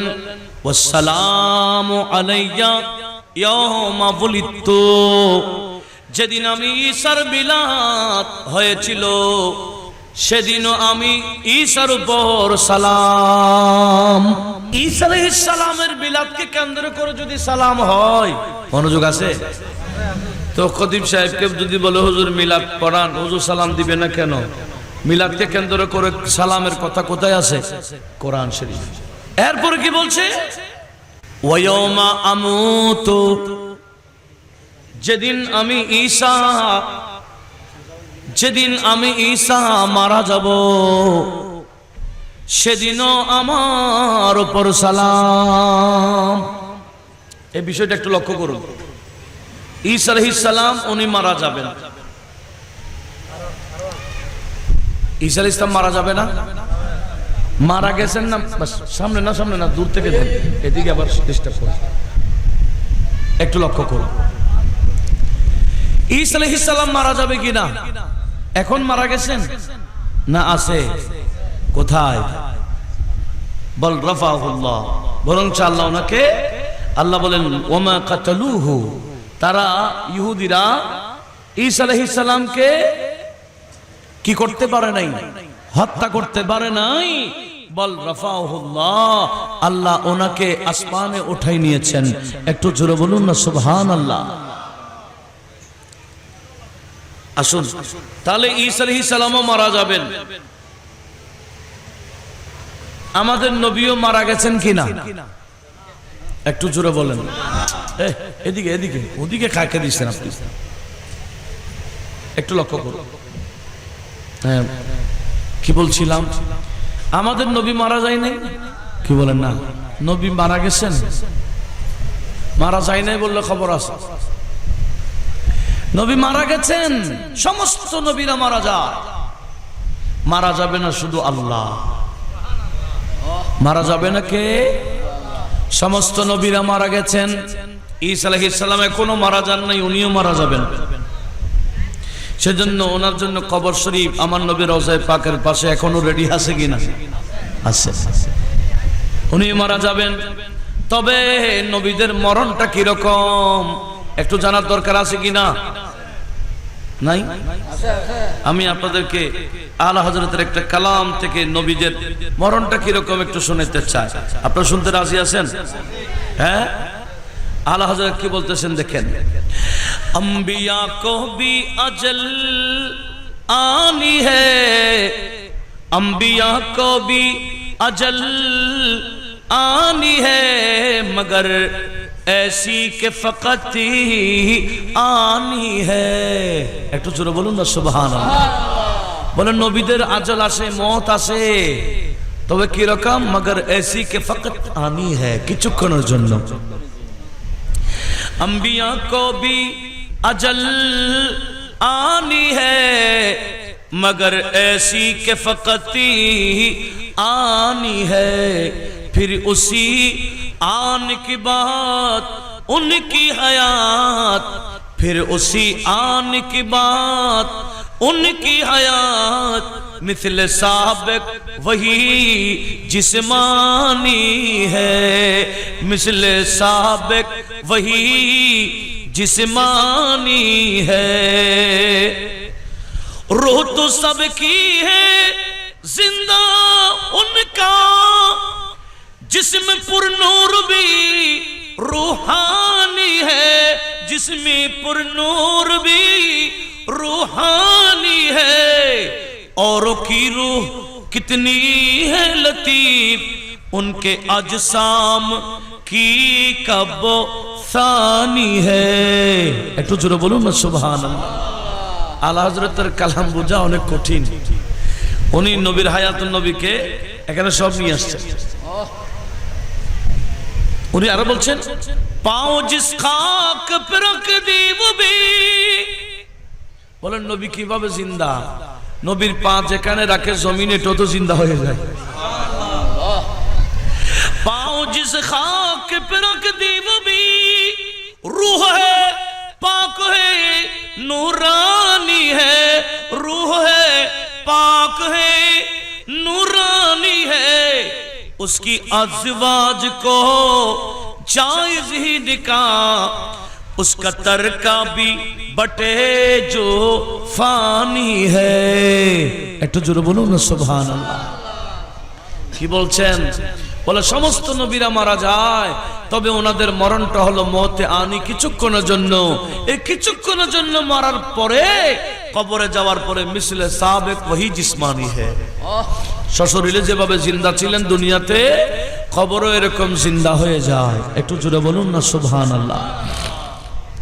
বলেন নবী কি রকম? নবী বলেন নবীর পা মোবারক যেখানে যে জমিনে লাগে জমিন সহ রু হয়ে যায়, জমিনও রু এসে যায়, এটা পাক হয়ে যায়, এটা নুরানি হয়ে যায়। আমার নবীর কদম লাগার সাথে সাথে জমিন পাক হয়ে গেছে। আগে যেখানে সেখানে সিজদা দেওয়া যায় তো, নবীজি মদিনা যাওয়ার পরে মদিনা সহ নুরানি হয়ে গেছে। এমনি নুরানি মাদ্রাসা আছে কি না? কি রে তোমাদের এই মাদ্রাসা নুরানি কিভাবে হইল? যত আছে তারা আরে মদিনা তো নুরানি হয়েছে নবীর নূরের কারণে, নবীর কদম লাগার কারণে। শুধু নূর হয়েছে না, জান্নাত হয়ে গেছে। নবীজি বলে মা বাইনা বাইতি ওয়া মিম্বারি রাউদাতুম মির রিয়াদিল জান্নাহ। নবীজি বলে আমি যে ঘরে থাকি আমার ঘর থেকে বের হয়ে মিম্বরে যায়, আবার মিম্বর থেকে আমার ঘরে যায়। আমি যে জমিনে বারবার কদম লাগি, আমার কদম লাগে, আমার আল্লাহ বলে ইয়া রাসূলুল্লাহ যে জমিনে আপনার কদম বারবার লাগে আপনি একটু ঘোষণা দিয়ে দেন না এটাকে জান্নাত বলে, আমি একটু জান্নাত বানাই দিই। मस्जिद नबवी में घर से आपके मिंबर तलक, मस्जिद नबवी में घर से आपके मिंबर तलक, आपने जन्नत का टुकड़ा, आपने जन्नत का टुकड़ा कह दिया तो हो गया, कह दिया तो, कह दिया तो हो गया, आपने जन्नत का टुकड़ा कह दिया तो हो गया, मौजज़ा मेरे नबी का कह दिया तो हो गया, आपने कतरे को दरिया कह दिया तो हो गया। मस्जिद नबवी में घर से आपके मिंबर तलक, मस्जिद नबवी में घर से आपके मिंबर तलक, आपने जन्नत का टुकड़ा, आपने जन्नत का टुकड़ा कह दिया तो हो गया, कह दिया तो हो गया, कह दिया तो हो गया, आपने जन्नत का टुकड़ा कह दिया तो हो गया। सलातुनिया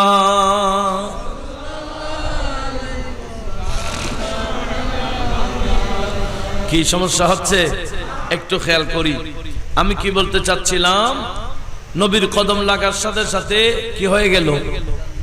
রু এসে গেল, নূর হয়ে গেল, জান্নাত হয়ে গেল। আরে নয় নয়, জমিনের মাটি সহ ওষুধ হয়ে গেল। কি হয়ে গেছে? ওষুধ। ওষুধ এই বক্তগুরুর মাটি খাইলে কি হবে, লাগাইলে কি হবে? কিন্তু কোন সাহাবা আঘাত পেলে নবীর কাছে আসলে নবী যে মাটি নিতেন মদিনার, আর নিজের থুতু দিয়ে মলম বানাইতেন। বুখারী শরীফের রওয়ায়াত কিতাবুত তিবের, এটা মেশকাতেও আসছে। নবীজি কি বলতেন? আল্লাহুম্মা বিতুরবাতি আরদিনহা ওয়া বিবাদের রিকিনা, আল্লাহ আমার সাহাবা আসছে, রক্ত বন্ধ হচ্ছে না, ঘাস শুকাচ্ছে না, আমার কাছে আসছে, আমি মদিনার মাটি নিলাম, আমার থুতু দিলাম, এখন মলম তো বানাইলাম, লাগাই দিব, তুমি আল্লাহর হুকুমে ভালো হয়ে যাবে। নবীর কদম লাগার কারণে মাটি সহ কি হয়ে গেছে? জান্নাতের বাগান তোমায় নবী বলেছেন, বলেন জান্নাতের বাগান তোমায়,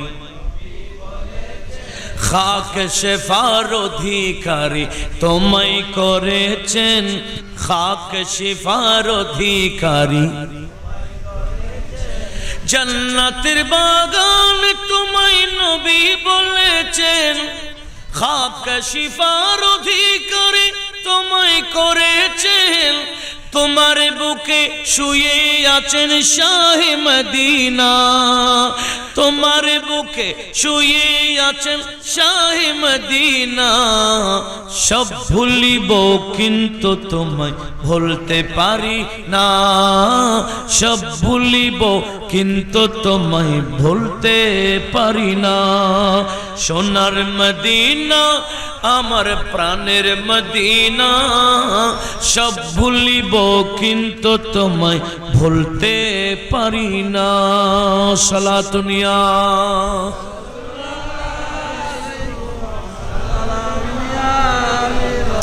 নবীরা মারা যায় ঠিক, মারা যাওয়ার পরে কবরে কি মরা থাকে না জিন্দা হয়ে যায়?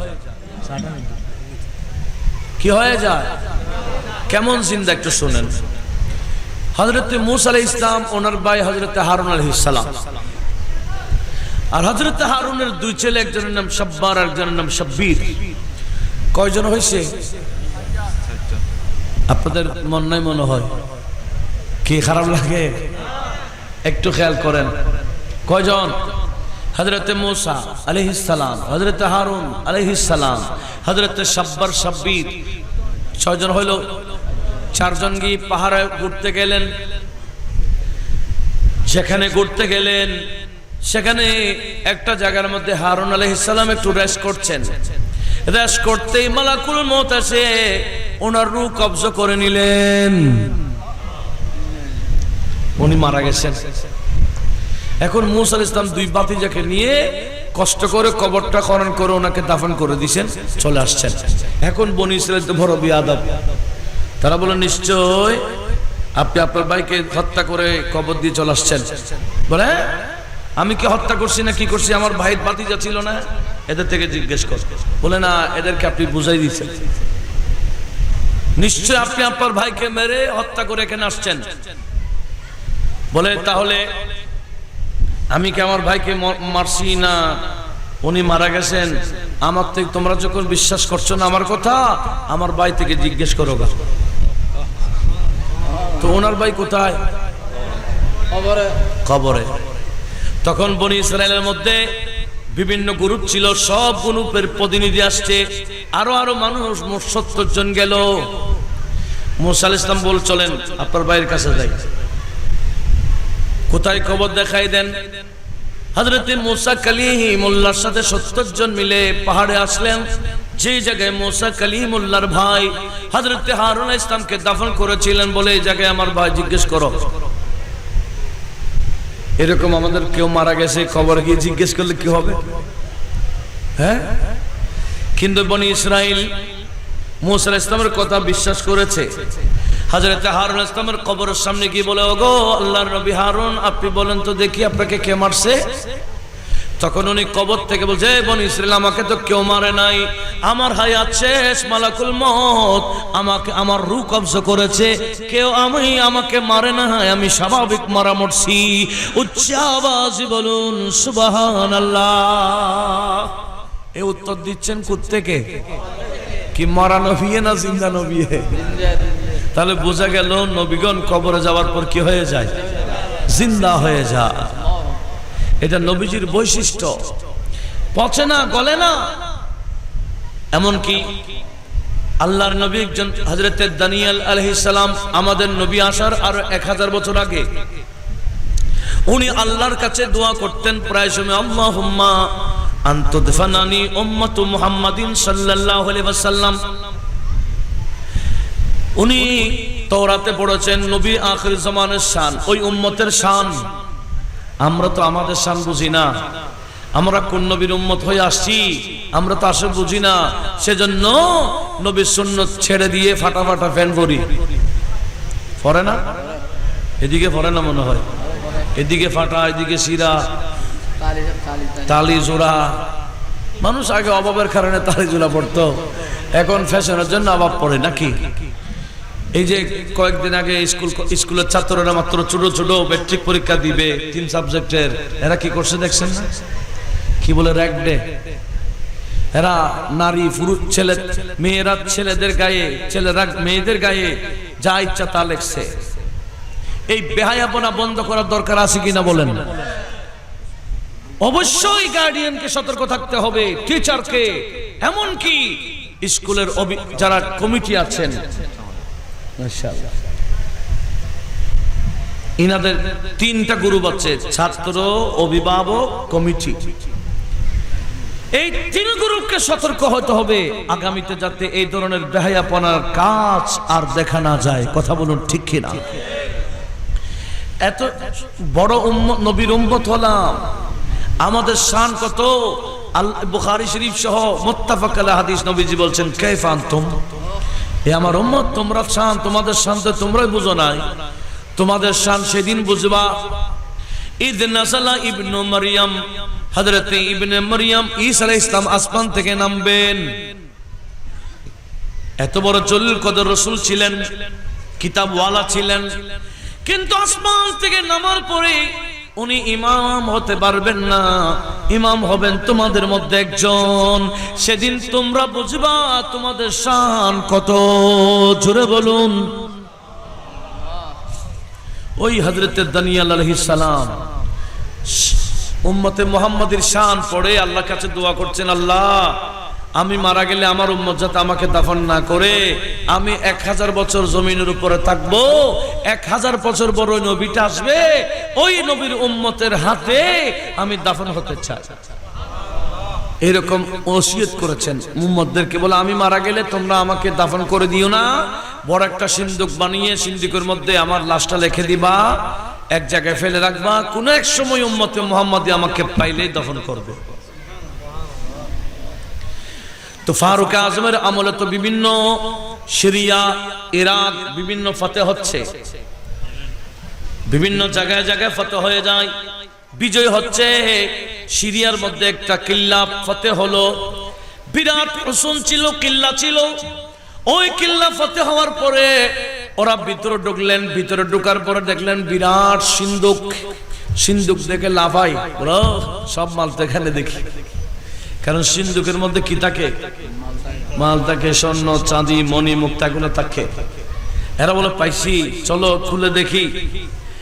এরা যখন সিন্দুক খুললো, দেখতেছে যত বিরাট সিন্দুক তত বড় লাশ।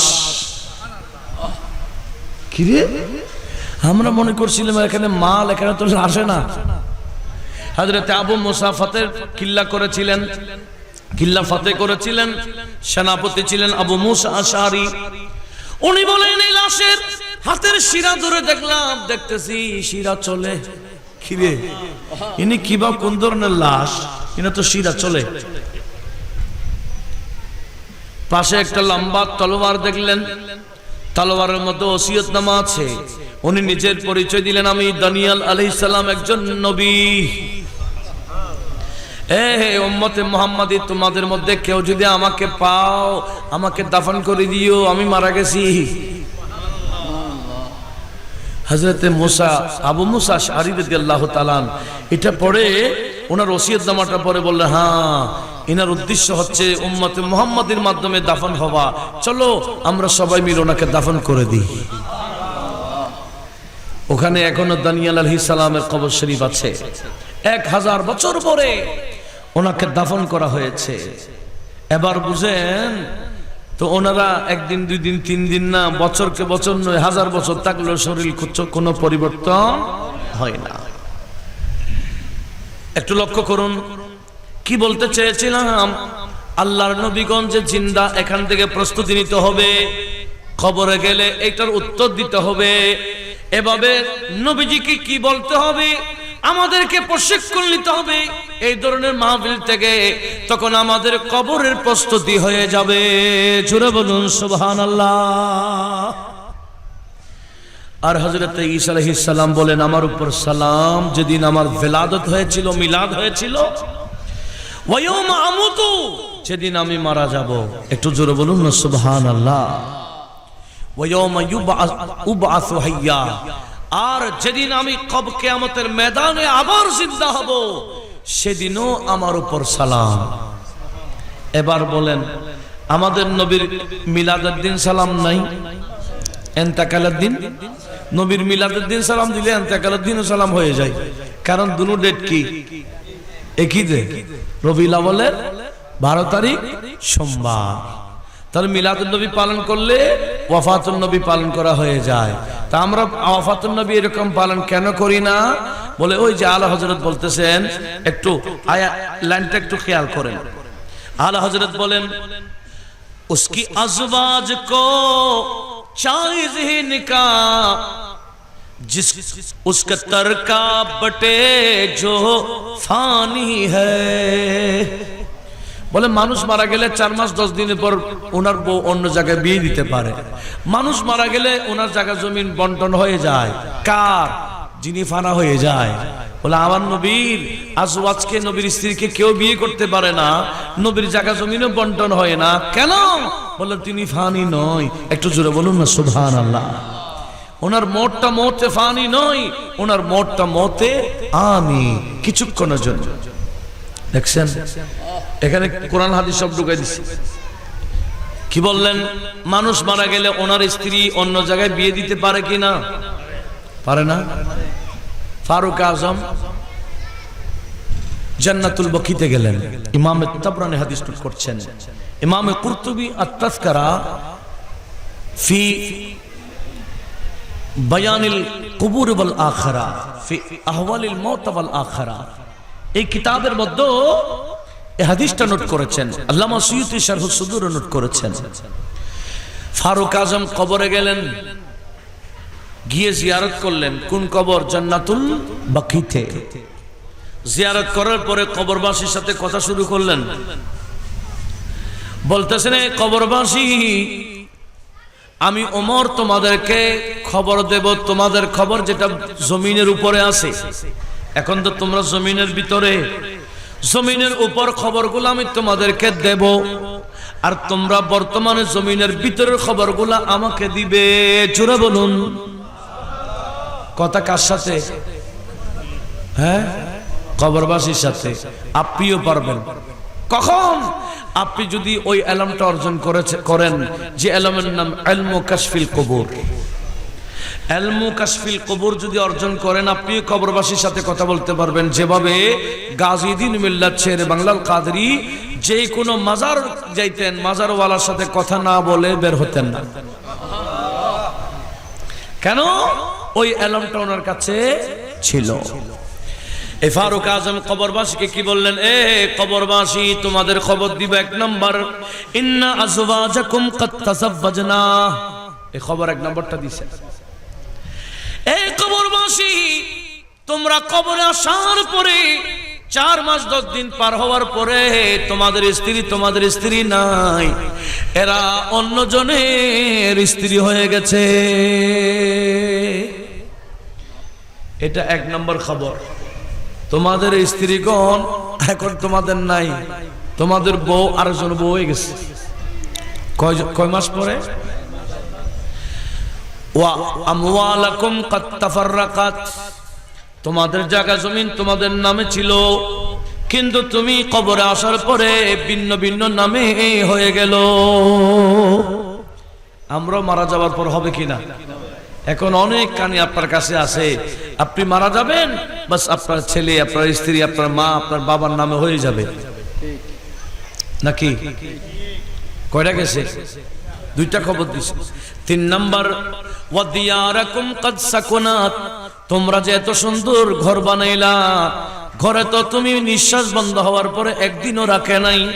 তুমি কোটি টাকা দিয়ে ঘর বানাইলা, আর তুমি মারা যাওয়ার পরে তোমাকে কবরে ঢুকাই দিল, আর তুমি কবরে আসার পরে ওই ঘরে আরেকজনের বসত বাড়ি হয়ে যায়।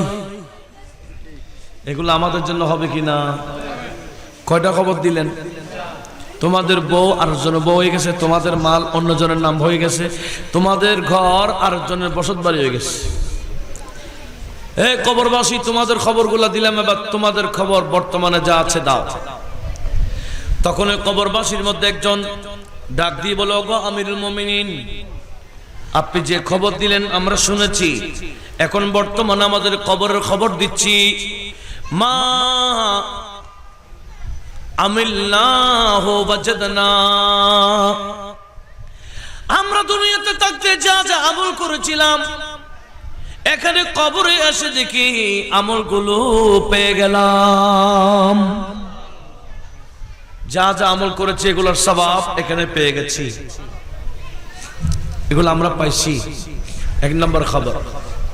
দ্বিতীয় নম্বর, ওয়ামান ফাকনা রাবিহনা হো, দুনিয়াতে থাকাকালীন নিজের সম্পদ থেকে আল্লাহর রাস্তায় যেগুলো ব্যয় করেছিলাম, আল্লাহ খুশি হয়ে যায় কাজে যেগুলো ব্যয় করেছিলাম, এই ব্যবসার মধ্যে বেশি বেশি লাভবান হয়ে গেছি।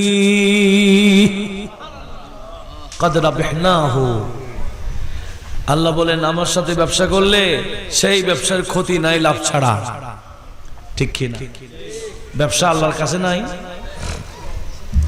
আল্লাহ বলে ইয়া আইয়ুহাল্লাযীনা আমানু হাল আদুল্লুকুম আলা তিজারা, এই বান্দাগণ আমি কি তোমাদেরকে এমন ব্যবসার কথা বলবো না, তুনজিকুম মিন আযাবিন আলীম, ব্যবসা করলে আযাবে আলীম থেকে বেঁচে যাবে। একটু জোরে বলুন না সুবহানাল্লাহ। সে ব্যবসা কার সাথে?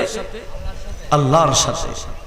একটু লক্ষ্য করুন, তাহলে আল্লাহর সাথে ব্যবসা করলে ব্যবসার মধ্যে ক্ষতি আছে?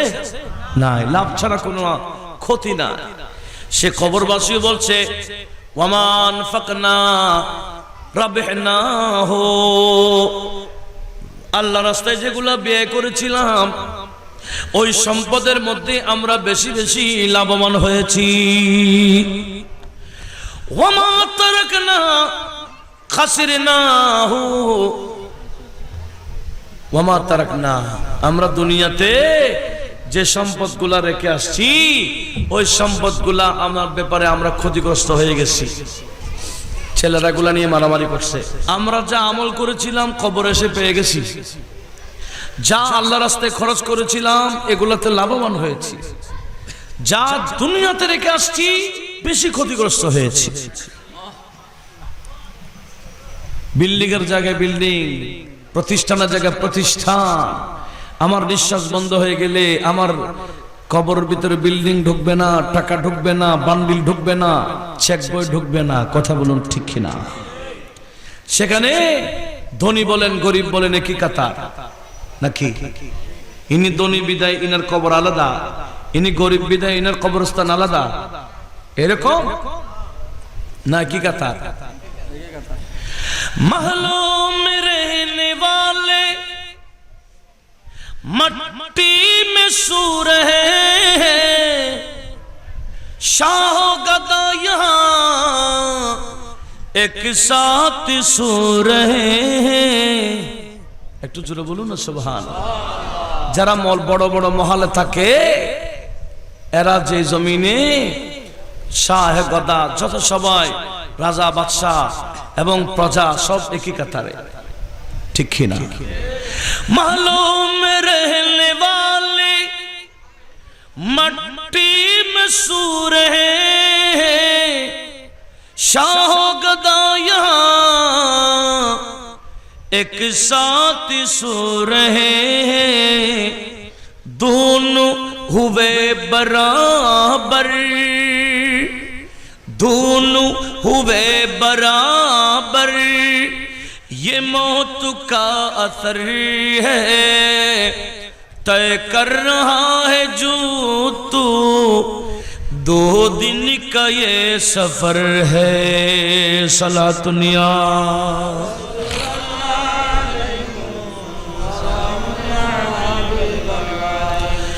आंखों से तूने अपनी कितने जनाज़े देखे, हाथों से तूने अपनी दफनाए कितने मुर्दे। একটু বলি না সুবহানাল্লাহ। কবি বলছে তোমার এই চোখ দিয়ে কতটা জানাজা দেখছো, তোমার হাত দিয়ে কতজন বান্দাকে ঢুকাই দিছো, তুমি একদিন লাশ হইবা, তোমাকে ঢুকানো হবে, তোমার নিজের খবর নাই কেন? आंखों से तूने अपनी कितने जनाजे देखे, हाथों से तूने अपनी दफनाई कितने मुर्दे, अंजाम से तूने अपनी क्यों इतना बेखबर है, तय कर रहा है जो तू 2 दिन का ये सफर है। একটু বলি না সুবহানাল্লাহ। তাহলে কবরে গিয়ে কথা বলতে পারে কিনা? মরানা জিন্দা, এখান থেকে প্রস্তুতি নিতে হবে। সেজন্য মিলাদুন নবীর মাহফিলে আসলে কেউ বলবে না নবীটা মাটি। কেন?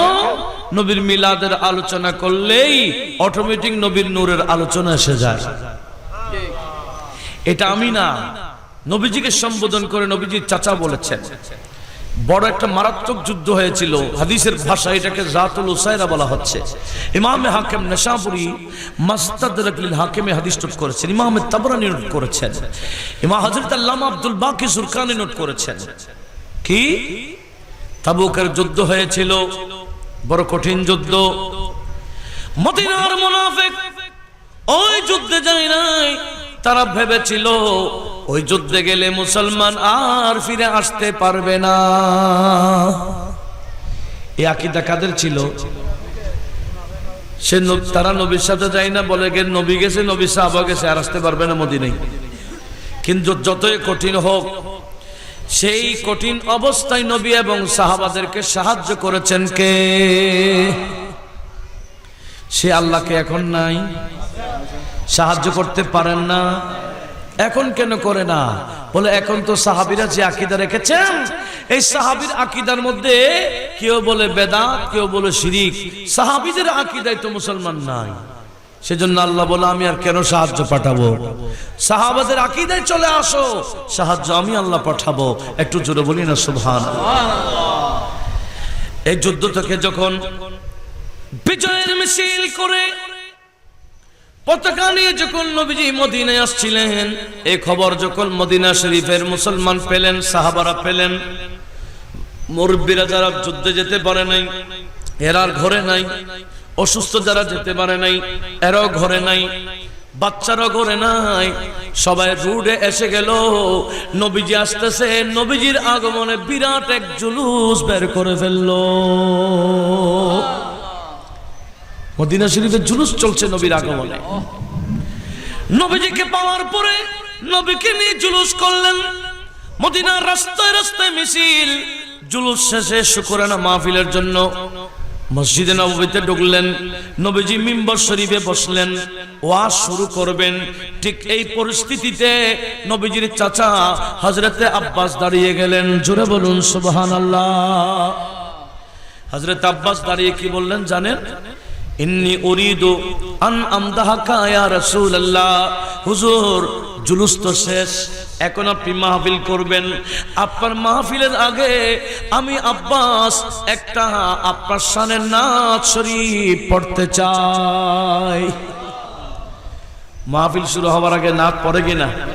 এটা নতুন কিছু না। উনি বলছেন ইন্নী উরিদ আন আমদাহাকা ইয়া রাসূলুল্লাহ। হুজুর, আপনার নাত শরীফ পড়তে চাই। নবীজি বলল কুল। চাচা বলেন বলেন। আমি দোয়া করতেছি লা ইউফাদ্দিদুল্লাহু ফাকা। আল্লাহ আপনার মুখ যাতে ঠিক রাখে, দাঁতটা না ফেলাই দেয়, উচ্চারণ যাতে শুদ্ধ থাকে। একটু জোরে বলেন। দাঁত না পড়ার জন্য কি করে দিলেন? কারণ বুড়া তো চাচা। বললেন লা ইউফাদ্দিদুল্লাহু ফাক। আল্লাহ আপনার মুখটাকে আল্লাহ ঠিক রাখুক, দাঁত ফেলাই না দিক। আপনি নাত পড়েন। অনেক লম্বা করে নাত পড়লেন। সেখানে মধ্যখানটা আমি বলতেছি, নাতের মধ্যখানে গিয়ে হযরত আব্বাস নবীজিকে সম্বোধন করে করে বলতেছেন, আনতা লাম্মা ওয়ালাদতা আশরাকাতিল আরদু ওয়াদাআত বিনূরিকা আল উফুকু رددت نار الخليل مقتتما وأنت في صلبه كيف يحترق।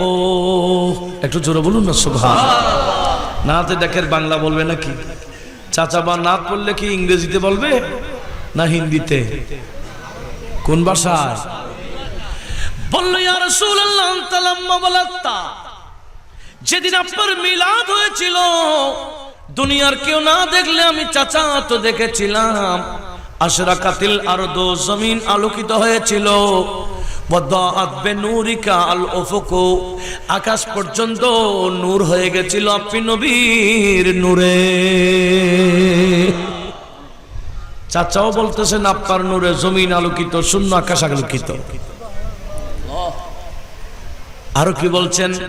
রাদাদতা নারাল খলিল মুকতাতিমা, ইয়া রাসূলুল্লাহ, ইব্রাহিম খলিলুল্লাহকে নমরুদ আগুনে নিক্ষেপ করেছিল, কিন্তু আপনি আগুনটাকে রদ করে দিলেন মুকতাতিমা, গোপন থেকে। ওয়া আনতা ফি সুলবিহি, তখন ইব্রাহিম ইসলামের পিঠে তো আপনি ছিলেন, ইব্রাহিম ইসলামের পিঠে আপনি ছিলেন। বিদায় কায়ফা ইয়াহতারিকু, আগুন ওনাকে কিভাবে জ্বালাইতে পারে? আগুনের চেয়ে তো ক্ষমতা তো নূরের বেশি, আপনার নূর তো ওনার পিঠে ছিল। জোরে বলুন সুবহানাল্লাহ। এটা বলেছে চাচা আরবিতে, কিন্তু আমার আলা হযরত এটাকে উর্দু ভাষায় এভাবে অনুবাদ করছেন।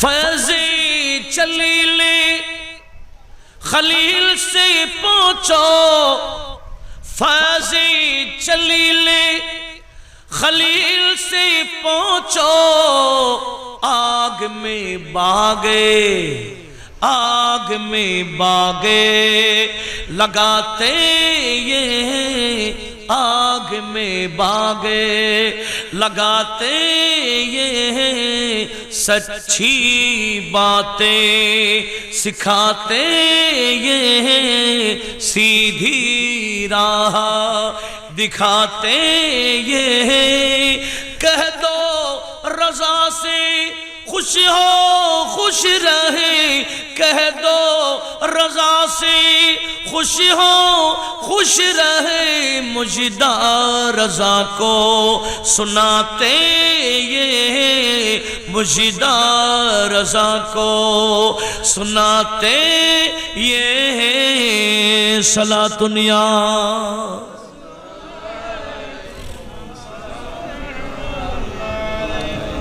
তাহলে নবীর মিলাদের আলোচনা করলেন, নূরের আলোচনাও এসে যায়। এরা মাটি মাটি কেন বলে? এরা মিলাদুন নবীর বয়ান দেয় না বিদায়। কারণ মিলাদুন নবীর বয়ান দিলে তো বলে বেদাত, ঠিক কিনা? সেজন্য নবীর মিলাদের আলোচনা করেও না, শোনায়ও না, নবীকে মাটি মাটি বলে। আল্লাহ সবাইকে মিলাদুন নবী বুঝার তৌফিক দান করুন। নয় নয় আল্লামা সুয়ুতি ওই অধ্যায়ে আল খাসাইস আল কুবরার মিলাদের রাতে কি কি ঘটনা ঘটেছিল সে অধ্যায়ে এটাও বলেছেন, আমার নবীকে আল্লাহ মেরাজ নিয়ে গেলেন আসমানি জগতে, জিবরিল পাশে পাশে আছে। নবীজি আসমানে গিয়ে দেখলেন বিরাট এক ফিলার, ওই ফিলার হলো ইয়াকুত পাথরের। সুবহানাল্লাহ বলেন। ইয়াকুত পাথর মানে কি? নূরের নূরের। আল্লাহর ঘরের সামনে দুটো আছে না, একটার নাম মাকাম ইব্রাহিম আর একটার নাম কি? হাজির আসওয়াদ। হাদিসের ভাষায় এটাকে রুকন বলা হয়। নবীজি বলেন ইন্নাল মাকাম ওয়ার রুকুনা ইয়াকুতাতান মিন ইয়াকুতিল জান্নাহ। উম্মত, আল্লাহর ঘর খানে কাবার পাশে যেটা দুইটা পাথর দেখো, একটার নাম মাকাম ইব্রাহিম আর একটার নাম রুকন বা হাজির আসওয়াদ। এই দুইটা জান্নাতের ইয়াকুত পাথর, নূরের পাথর ছিল। তামাসাল্লাহু নূরহুমা, আদম আলাইহিস সালামের সাথে জমিনে পাঠাবার সময় এই দুই পাথরের নূর আল্লাহ নিয়ে ফেলেছিলেন। পাথরের নূর নিয়েই নূর চারা পাঠাইছে। নবীজি বলেন লাম ইউতমিস নূরাহুমা, এই দুই পাথরের নূরকে যদি আল্লাহ কেড়ে না নিতেন অবস্থা কি হতো? এই ছোট ছোট দুইটা পাথরের আলোতে লা আদা মা বাইনাল মাশরিকি ওয়াল মাগরিব, পৃথিবীর পূর্ব থেকে পশ্চিম আলোকিত হয়ে থাকতো এই দুই পাথরের আলোতে। কি বুঝছেন? ছোট্ট ছোট্ট পাথরের আলোতে পৃথিবীর পূর্ব থেকে পশ্চিম আলোকিত। এবার বুঝেন ইয়াকুত পাথরের নূর এটা কিরকম। আর আমার নবীজি আসমানি জগতে গিয়ে দেখলেন ফিলার হলো ইয়াকুত পাথরের, গোটা আসমান আলোকিত করে আসে। তো জিবরিল বলে ইয়া রাসূলুল্লাহ এটা কোন ফিলার জানেন? নবীজি বলে বলো। বলে হুজুর এই ফিলারের নাম উমুদে মিলাদি। এগুলোর নাম উমুদে মিলাদি, এগুলো মিলাদের ফিলার। বলে কি রকম? ইয়া রাসূলুল্লাহ, আমার আল্লাহ যখন আসমান বানিয়েছিলেন ফিলার গুলা ছিল না, এভাবে প্রতিটা আসমানে ফিলারগুলো এখন আছে, এগুলো আমার আল্লাহ সাজাইছিলেন আপনার মিলাদের রাত্রে। আপনার নূরে তো জমিন আলোকিত, আপনার নূরে শূন্য আকাশ আলোকিত, আর আসমানি জগৎকে নূরানি করার জন্য আমার আল্লাহ লাইটগুলো লাগিয়েছেন আপনার মিলাদের রাত্রে। সেজন্য নবীর মিলাদকে কেন্দ্র করে লাইটিং করা, এটা আমার আল্লাহর কাছে অতীব পছন্দনীয় কাজ। অনেক লাইটিং করে না, অনেক মাহফিলে দেখা যায় মাইক মাইল লাইটিং, 1 কিলোর চেয়ে বেশি লাইটিং। অনেকে এগুলা দেখে বেদাত বেদাত চিল্লায়। কিরে ভাই, এটা তো আল্লাহর পছন্দনীয় কাজ। আল্লাহর পছন্দনীয় কাজে কোটি টাকা খরচ করলে এগুলা ইবাদত হবে। আর যে কাজ আমার আল্লাহর পছন্দনীয় সেখানে 1 টাকা খরচ করলে এটাও অপচয়। কথা বলুন ঠিক কিনা? সেজন্য ইমাম গাজ্জালী ওনার ইহয়াউল উলুম ফিদ্দীন কিতাবে নোট করেছেন, সেখান থেকে আমাদের আলা হযরতের মালফুজাত আসছে। আরো 700 বছর আগের কথা। ক বছর? 700। এই বেদাত বেদাত চিল্লাইরা কয় বছর আগের এই দিনের? কিন্তু ইমাম গাজ্জালী 700 বছর কথা আগের একটা কথা নোট করেছেন। এক আশিক রাসূল নাকি 700 বছর আগে অনেকগুলো লাইট লাগিয়ে নবীর মিলাদের অনুষ্ঠান সাজাইলেন। জোরে বলুন। তখন কি এনার্জি লাইটগুলো ছিল? Focus light, music, current generator এগুলা ছিল না। কি ছিল? মেন্টাল ফানুস লাইট, এই লাইট সেই লাইট, ওই যুগে যেগুলা ছিল আর কি। অনেকগুলা কাচের লাইট লাগাইলেন, গোটা আলোকিত করে ফেললেন। এলাকার মধ্যে একজন প্রভাবশালী ছিলেন, 1 চামচ একটু বেশি বুঝতেন। কয় চামচ? বিত্তশালী পয়সাওয়ালা লাঠি নিয়ে আসে, এতগুলা লাইট কেন লাগাইলাম? বলে আমি মিলাদুন নবীর মাহফিল করতেছি। তো তুমি মিলাদুন নবীর মাহফিল করছো, এতগুলো লাইট লাগে নাকি? এত অপচয়? ভাই তোমার কাছে অপচয় মনে হলে ভেঙে দাও। উত্তর কি সহজ না কঠিন হইল? ওই বন্ধা এমনি প্রভাবশালী, হাতে লাঠিও আছে, বলছে আপনার কাছে অপচয় মনে করলে ভেঙে দেন। এরকম বলো যখন, বলো তার মাথার টেম্পার কি লো না হাই? হাই হয়ে গেল, হাতে লাঠি আছে, এমন ভাবে দৌড়ে গেল। মিলাদুন নবীর লাইট, কাচের লাইট, ভালো করে ঠুকা দিলে ভেঙে যায়। আজকে ওই লাঠি দিয়ে যত শক্তি ছিল সব শক্তি প্রয়োগ করে যখন মারলো, মারার পরও দেখা যায় লাইট হয়ে রয়ে গেল, ভাঙ্গে নাই। আবার মারে, ভাঙ্গে না। আরেকটাতে যায় মারে, ভাঙ্গে না। প্রতিটা লাইটে লাইটে আঘাত করে করে নিজে দুর্বল হয়ে গেল, একটা লাইটও ভাঙতে পারে নাই। শেষে চোখ দিয়ে পানি পড়ে আর আশিকের সামনে এসে কান্দে, ভাই আমি বুঝি নাই, আমি তো মনে করেছিলাম তুমি অপচয় করছো। না না, আমি বুঝে ফেলেছি, তোমার প্রতিটা লাইট দেখি নবীর দরবারে কবুল হয়ে গেছে। আমি লাইটের মাধ্যমে নবীজির মর্যাদা দেখেছি। ভাই মিলাদুন নবীর লাইটের নবীর দরবারে কবুল হয়, এটা আমার আগে জানা ছিল না, এখন বুঝে গেছি। তুমি কি লাইটিং করেছো? তোমার চেয়ে অনেক গুণ বেশি লাইটিং করে আমিও মিলাদের অনুষ্ঠান করব। জোরে বলুন সুবহানাল্লাহ। আমাদের দেশে অনেকে এখনো বুঝে নাই, বুঝলে তারাও করত, এখন জাস্ট বন্ধ দিছে, অনুষ্ঠান তো করে না। তো মিলাদুন নবীর ফজিলত এটা বুঝলে এরাও করত। মিলাদুন নবীর লাইট নবীর দরবারে কবুল, তাবাররুক নবীর দরবারে কবুল, শ্রোতা কবুল, বক্তা কবুল, কারণ এগুলো সব মোহাব্বতে সাজানো হয়, ঠিক কিনা? এখানে কোনো ভেজাল আছে? অন্যান্য ইবাদতে ভেজাল থাকতে পারে। নামাজ পড়লে কাকে দেখার জন্য হয়তো দেখবেন কুফাল কারো করে ফেলছে, যাতে মানুষ তাকে নামাজি বলে। আছে না এরকম? আর কবি বলতেছে, उमर भर के सिजदों की दाग है जबीनों पर। জীবনে সিজদা দিতে দিতে কপালে দাগ ফেলে দিছে। उमर भर के सिजदों की दाग है जबीनों पर। अरे दिल तेरा मगर न जिदी, दिल तेरा मगर न जिदी, नूरे हक से खाली है मेरे कमली वाले की शान ही निराली है, तू जहां का दाता है, तू जहां का दाता है, और हाथ भी खाली है। सलातुनिया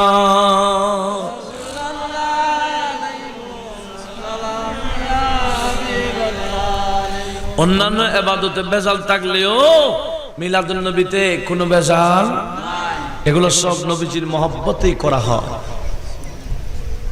ঠিক না? নবীজির মহব্বতে করা হয়। সেজন্য এই মাহফিলে যা যা ব্যবস্থা হয় সব নবীর দরবারে কবুল হয়ে যায়। সেজন্য মুফতি আহমদ ইয়ার খান নাইমি রহমতুল্লাহ আলাইহি বলে, মুসলমানরা মিলাদুন নবী করবে না কেন? কট্টর কাফের গিয়ে কবরে ফয়েজ পায়, ঠিক না? উনি বলতেছেন, আল্লামা ইয়ার খান নাইমি রহমতুল্লাহ আলাইহি দিওয়ান সালেকের মধ্যে বলতেছেন, শাবে বিলাদত में सब मुसलमान न क्यों करे जान माल कुर्बान। বলে মিলাদুন নবী কেন্দ্র করে মুসলমান জান মাল কুরবান করবে না কেন? শাবে বিলাদত में सब मुसलमान न क्यों करे जान माल कुर्बान। अबू लहब के अबू लहब जैसे सख्त काफिर खुशी में जब फैज पा रहे हैं। আবু লাহাব নবীর আগমনে খুশি হয়েছিল, এখনো কবরে ফয়েজ পায়, ঠিক না? আমি একদিন ওয়াজ আসছিলাম এদিকে কোথাও আর কি ধরেন এই বল কি বড়দিঘির পার আছে না, সেখানে পূর্ব দিকে একটা মাদ্রাসা আছে, সেখানে সভা টভা হচ্ছে, আর মাইক বাইরে লাগেছে, একজন বন্দা ওয়াজ করতেছে, আমি সেই নিজের কানে শুনছি। সেই বন্দা যাকে আমাদের বয়ানী সাহেব বাতাসির ফুয়াকটা বলে না, ওই বন্দা ওয়াজ করতেছে। হ্যাঁ, ওয়াজ করতেছে, বলে কি জানেন? বলে আবু লাহাব চাঁদ নামে গেছে মিলাদুন নবী করে করে, এই কারণে তার কাছে সিরাতুন নবী ছিল না। মিলাদুন নবী করে করে বলে আবু লাহাব জাহান নামে গেছে, কেন? তার কাছে সিরাতুন নবী ছিল না। তার এই কথার কোন দলিল কোন কিতাবে আছে? বাংলা বইও তো নাই, কিতাবে তো নাই, বাংলা বইও। বরঞ্চ কোরআন শরীফের একটা সূরাকে উল্টাই দিছে। সূরা লাহাব একটা আছে না, বলেন না? এখানে আছে না, সায়াসলা নারান যাতা লাহাবিউ ওয়া ইমরাতুহু। আবু লাহাব জাহান্নামে যাবে তার বউ সহ। কোথায় আছে? সূরায়ে লাহাবে কি লেখা আছে? সেখানে যে মিলাদুন নবী করে করে জাহান্নামে গেছে কেন? সূরা লাহাব প্রমাণ করলো। সূরা লাহাব নাযিল কেন হলো? আমার নবীকে আল্লাহ বললেন, আনজির আশিরাতাকাল আকরাবিন, ইয়া রাসূলুল্লাহ, আগে আপনার নিকটতম আত্মীয়কে ভয় প্রদর্শন করুন আখিরাতের। তখন নবীজি সাফা পাহাড়ে উঠে কাপড় ঘুরাচ্ছেন, ইয়া সাবাহা বলে বলে। তখন আত্মীয়রা দৌড়ে গেলেন। আত্মীয় স্বজন যখন দৌড়ে নিচে দাঁড়াইলেন, নবীজি বললেন, এই আমার আত্মীয়রা, আপনারা আমাকে দেখছেন? বলে হ্যাঁ দেখছি। তো ওই পাহাড়ের অপর পৃষ্ঠ দেখতেছেন? বলে দেখি না। বলে আমি তো আপনাদেরকেও দেখতেছি, পাহাড়ের ওই পৃষ্ঠ দেখতেছি, মানেন? বলে মানি। আচ্ছা, আমি যদি বলি পাহাড় এই পৃষ্ঠা থেকে আপনাদেরকে মারার জন্য শত্রু আসতেছে, বিশ্বাস করবেন? বলে অবশ্যই করব, কারণ আপনার মুখ দিয়ে জীবনে কখনো মিথ্যা তো বের করেন নাই। আমরা আপনাকে আল আমিন বলে ডাকি। আচ্ছা, তাহলে বলে দেন, লা কুলু লা ইলাহা ইল্লাল্লাহ তুফলিহু। এই আমার আত্মীয়রা, আল্লাহ ছাড়া কোনো মাবুদ নাই বলুন, কামিয়াব হয়ে যাবেন, কামিয়াব হয়ে যাবেন। আখিরাতের ভয় প্রদর্শন করলেন, কেউ কিছু বলল না। আবু লাহাব মেতে উঠে বলে, এই ইয়া মুহাম্মদ আলাইহা জামাতানা, এটা বলার জন্য আমাদেরকে একত্রিত করেছো? তাব্বাত লাকা ইয়া মুহাম্মদ, এই মুহাম্মদ তোমার হাত ধ্বংস হয়ে যাক। কে বলছে? নবীজি কোন উত্তর দিলেন না। আল্লাহ বলে, জিবরিল যাও না, আমার বন্ধুকে আবু লাহাব উল্টা সিধা বলতেছে, জবাব আমি আল্লাহ দিচ্ছি। তাব্বাত ইয়াদা আবি লাহাবি ওয়া তাব মা আগনা আনহু মালুহু ওয়া মা কাসাব। আল্লাহ বলে আমার বন্ধুর হাত ধ্বংস হয়ে যাওয়ার জন্য যখন বললি, আমি আল্লাহ বলে দিলাম আবু লাহাবের দুই হাত ধ্বংস হয়ে যাক, অতঃপর ধ্বংস হয়ে গেছে, তার মাল দৌলত তার কোনো কাজে আসবে না, সে এবং তার স্ত্রী জাহান্নামে পৌঁছে যাবে নবীর শানে বেয়াদবি করার কারণে। ঠিক কিনা? সূরা লাহাব প্রমাণ দিচ্ছে আবু লাহাব জাহান্নামে যাবে, গিয়েছে নবীর শানে বেয়াদবি করার কারণে। আর এই বক্তা বলতেছে মিলাদুন নবী করে জাহান্নামে গেছে।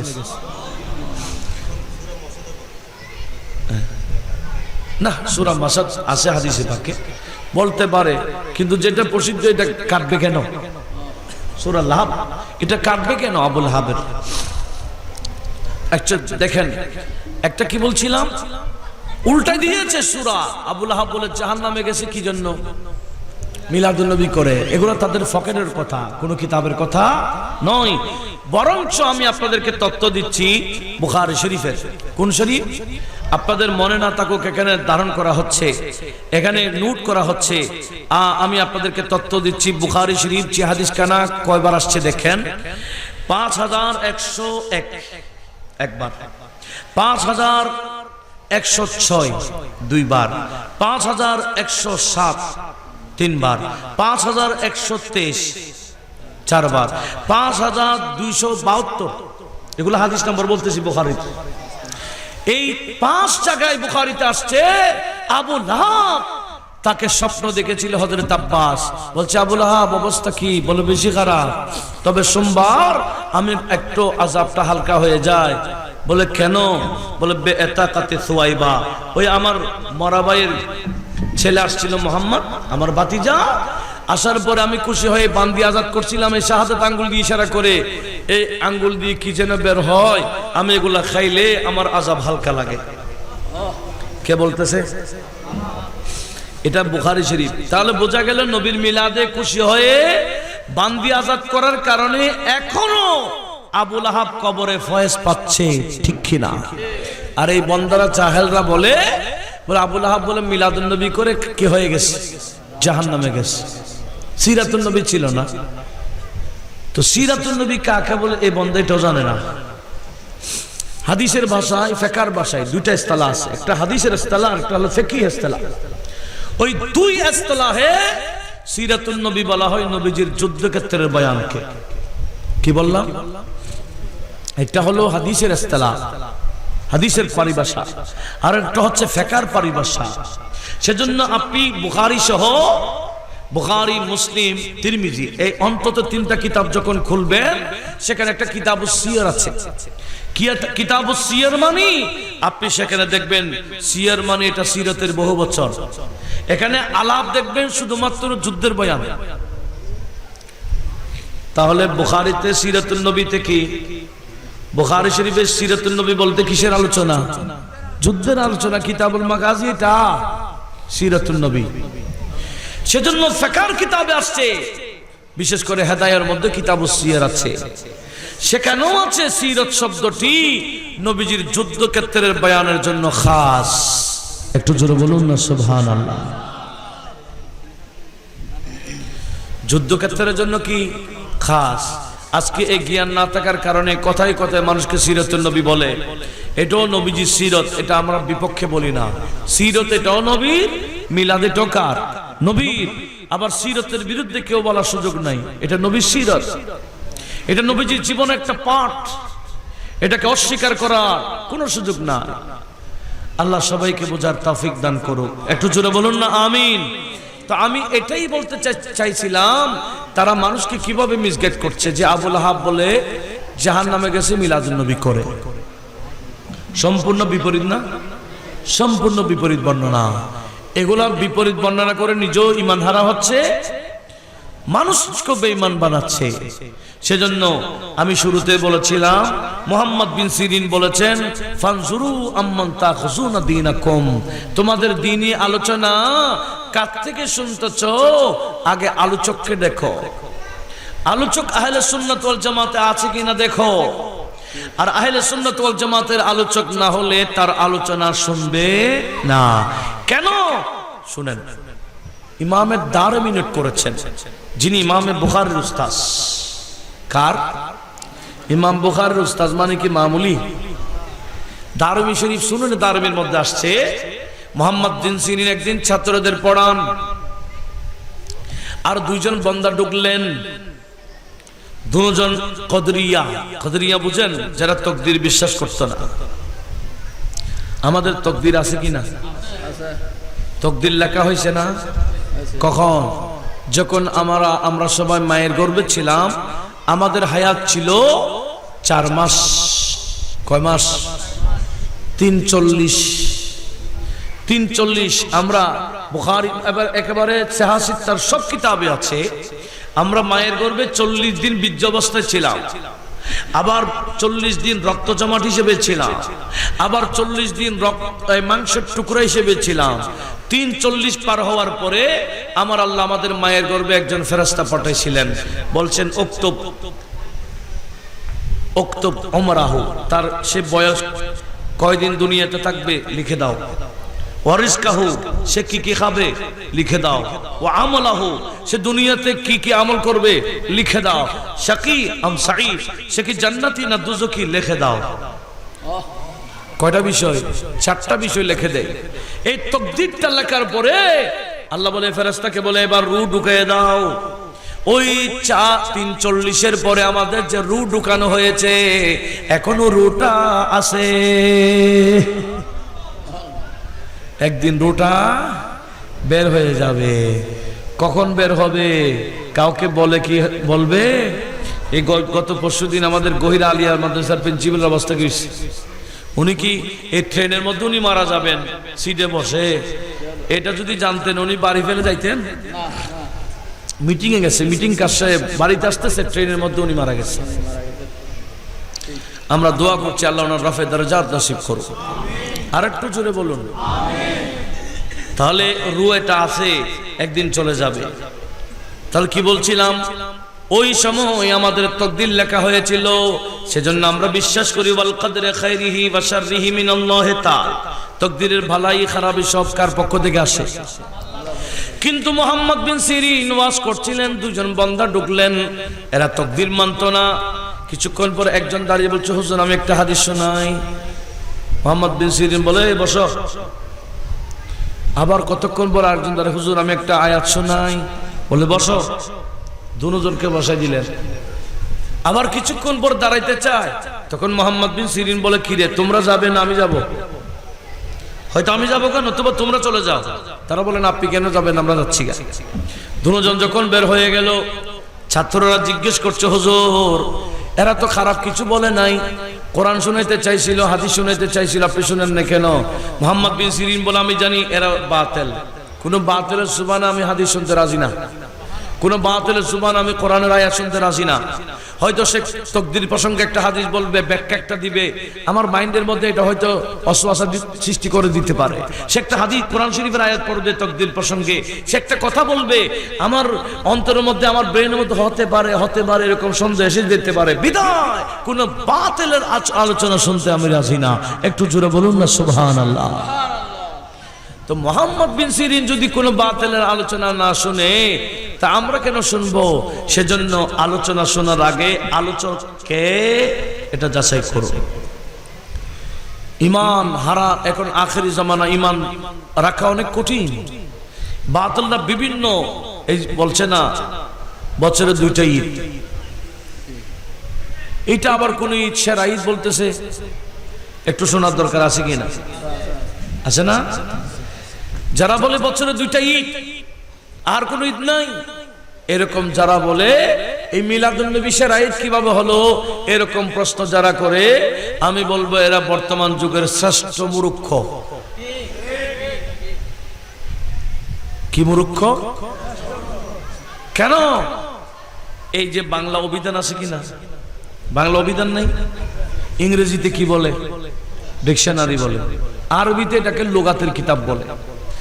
ঈদ এটা কোনো বাংলা শব্দ না, এটা আরবি শব্দ। আপনারা আরবি লুগাতের কিতাব খুললেন তো, ঈদ কাকে বলে একটু দেখেন তো। একটু খেয়াল করেন, আজকের মাহফিল থেকে অন্তত এটা শিখাই যাবে, লাভ হবে কিনা? এই যে লুগাতের কিতাব, বিশেষ করে আল মুনজাদ আরবি টু আরবি যেটা, এটা খুলেন, সেখানে আছে আল ঈদু কুল্লু ইয়াউমিন ফীহি ইয়াহতাফিলু বিযিকরা কারীমাতিন আও হাবিবাতিন। ঈদ বলা হয় ওই প্রত্যেকটা দিনকে। ঈদ শুধু বছরে দুইটা না, ঈদ কাকে বলে শুনেন, এই লুগাতের কিতাব থেকে বলছি। আল ঈদু কুল্লু ইয়াউমিন, ঈদ ওই প্রত্যেকটা দিনকে বলা হয়, ইয়াহতাফিলু ফীহি, যেদিন অনুষ্ঠান হয়, বিযিকরা কারীমাতিন, সম্মানিত একজন ব্যক্তির আলোচনার, আও হাবিবাতিন, অথবা প্রিয় ব্যক্তির আলোচনার। প্রিয় ব্যক্তি বা সম্মানিত ব্যক্তির আলোচনার দিনকে ঈদের দিন বলে।